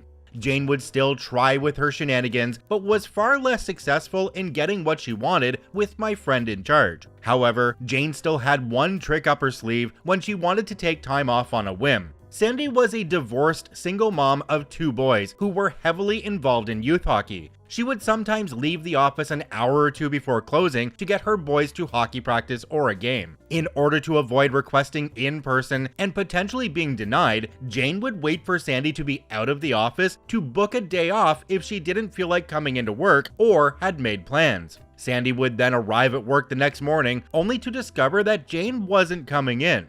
Despite this happening a number of times, Sandy would usually let it slide since there was now a definite no overtime policy. Therefore, Jane could no longer claim to come into work on the weekend or after hours in order to try and make up for the day off. She would either miss out on a day's pay, in turn saving Sandy money as the owner, or it would come out of her remaining paid vacation days. Moreover, 2 people in the office at one time could usually handle everything. Jane not coming in was really a no-loss situation for Sandy. There was one time, however, when Sandy was going to be away for 1 or 2 workdays just before the weekend to take her boys to a hockey tournament. She told both Jane and the other employee, both verbally and in writing, that they could not book time off for the dates in question since she would be away and needed both of them in the office. Within a few days of giving this notice, Sandy went into the office on a Saturday to do some paperwork and go through the sales for the week. This is when she discovered that, only the day before, Jane had booked a trip for her daughter and son-in-law to Las Vegas, as well as a plane ticket in her name to Calgary, where her daughter lived.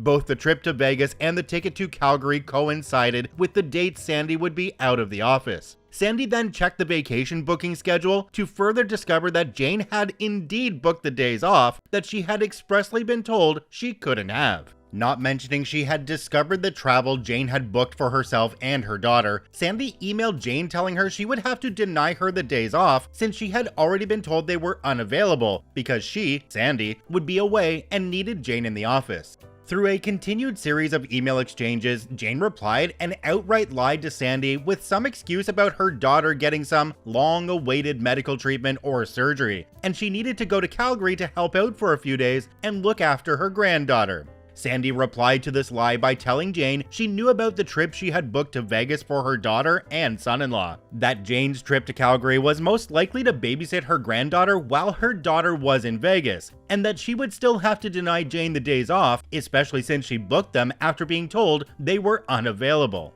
Jane countered in her subsequent reply without even addressing the fact that she had been caught in a lie, that she had been a dedicated employee of the travel agency for several years and couldn't understand why she was being treated so unfairly after all she had done for the business.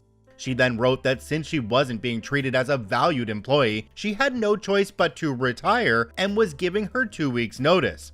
Despite Jane's threat, Sandy replied that she would still be unable to grant her the days off and left it at that without making any mention of Jane's threat to quit or retire. Sandy then contacted her accountant, who also acted as her de facto business advisor, and explained what had happened with Jane. Also aware of Jane's previous shenanigans, Sandy's accountant told her that this was the out she had been looking for with Jane, and she had it all in writing. He told her that Jane had essentially resigned and retired, and all Sandy needed to do was honor Jane's desire to do so. Let her finish out her 2 weeks, or pay her 2 weeks' wages in lieu with no further severance pay legally required since she hadn't been fired.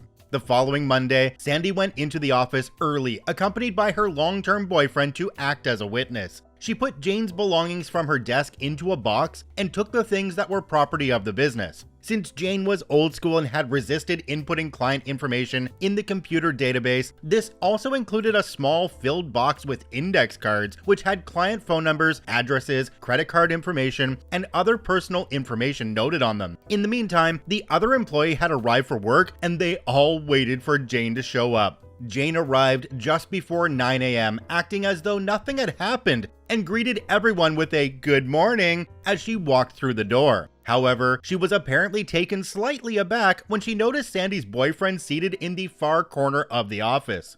At this point, Jane was midway to her desk when Sandy informed her that there was no need to go any further and that she had accepted Jane's notification of retirement. She then handed Jane a check compensating her for the hours she had worked in the current pay period, as well as 2 weeks' wages in lieu of Jane finishing out her final 2 weeks before her retirement.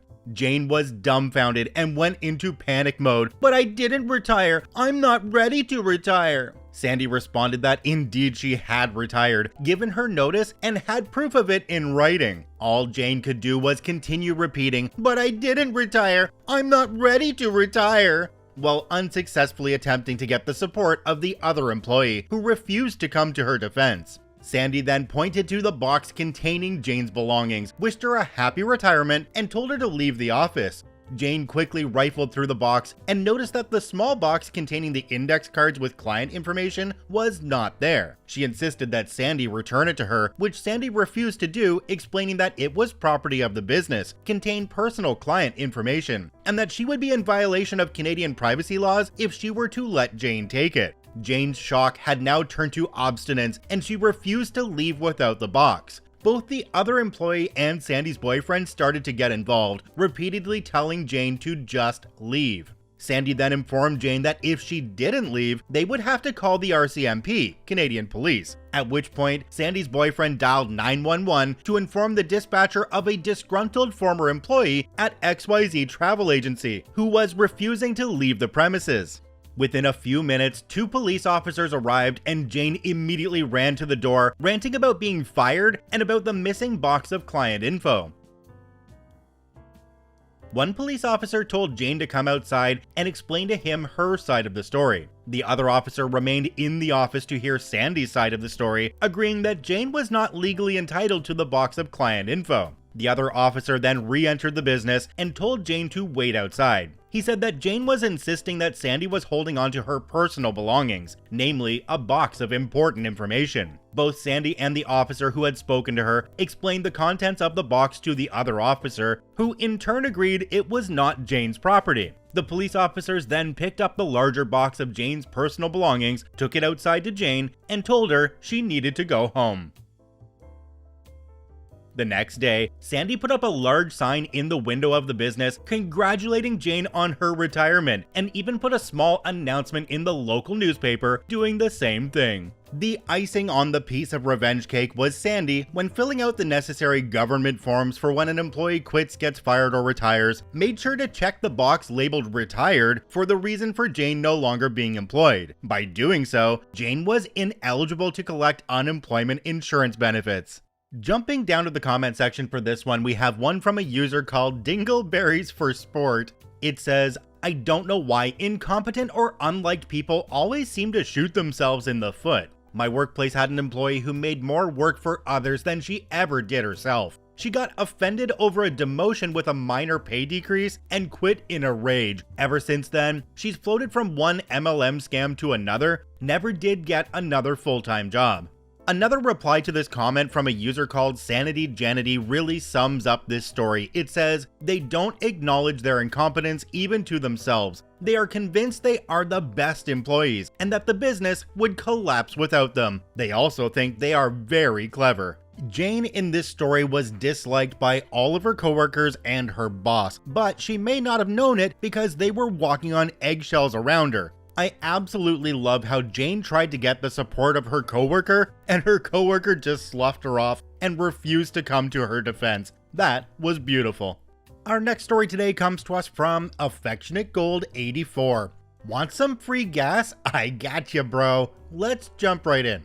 Hope this qualifies as ProRevenge. Let me know if it needs removing. So several years ago, my friend, we'll call him Boris, and I would always help each other to do the spring cleanup for our properties. This included taking out damaged trees, preparing garden plots, and taking care of our weed-infested yards. I was going to be first on the cleanup detail, so I prepared tools and implements the Friday before the big cleanup was to happen. Sharpening tools in chainsaw chains, lawnmower blades, and just getting everything in order. Among those tasks was mixing gas with 2-cycle oil. Finished up kinda late and generally put things away for the next day. The next morning, Boris shows up with coffee and biscuits around 8 a.m. As we were sitting on his tailgate enjoying breakfast, my neighbors ride by in their beat-to-heck Chevy Cavalier, smoking like a freight train. We will call them Rocky and Bullwinkle. Boris and I made the usual jokes about the amount of smoke pouring from the exhaust. Darn, bet they go to the gas station and fill up with oil and check the gas. We soon finished breakfast and thought no more about it.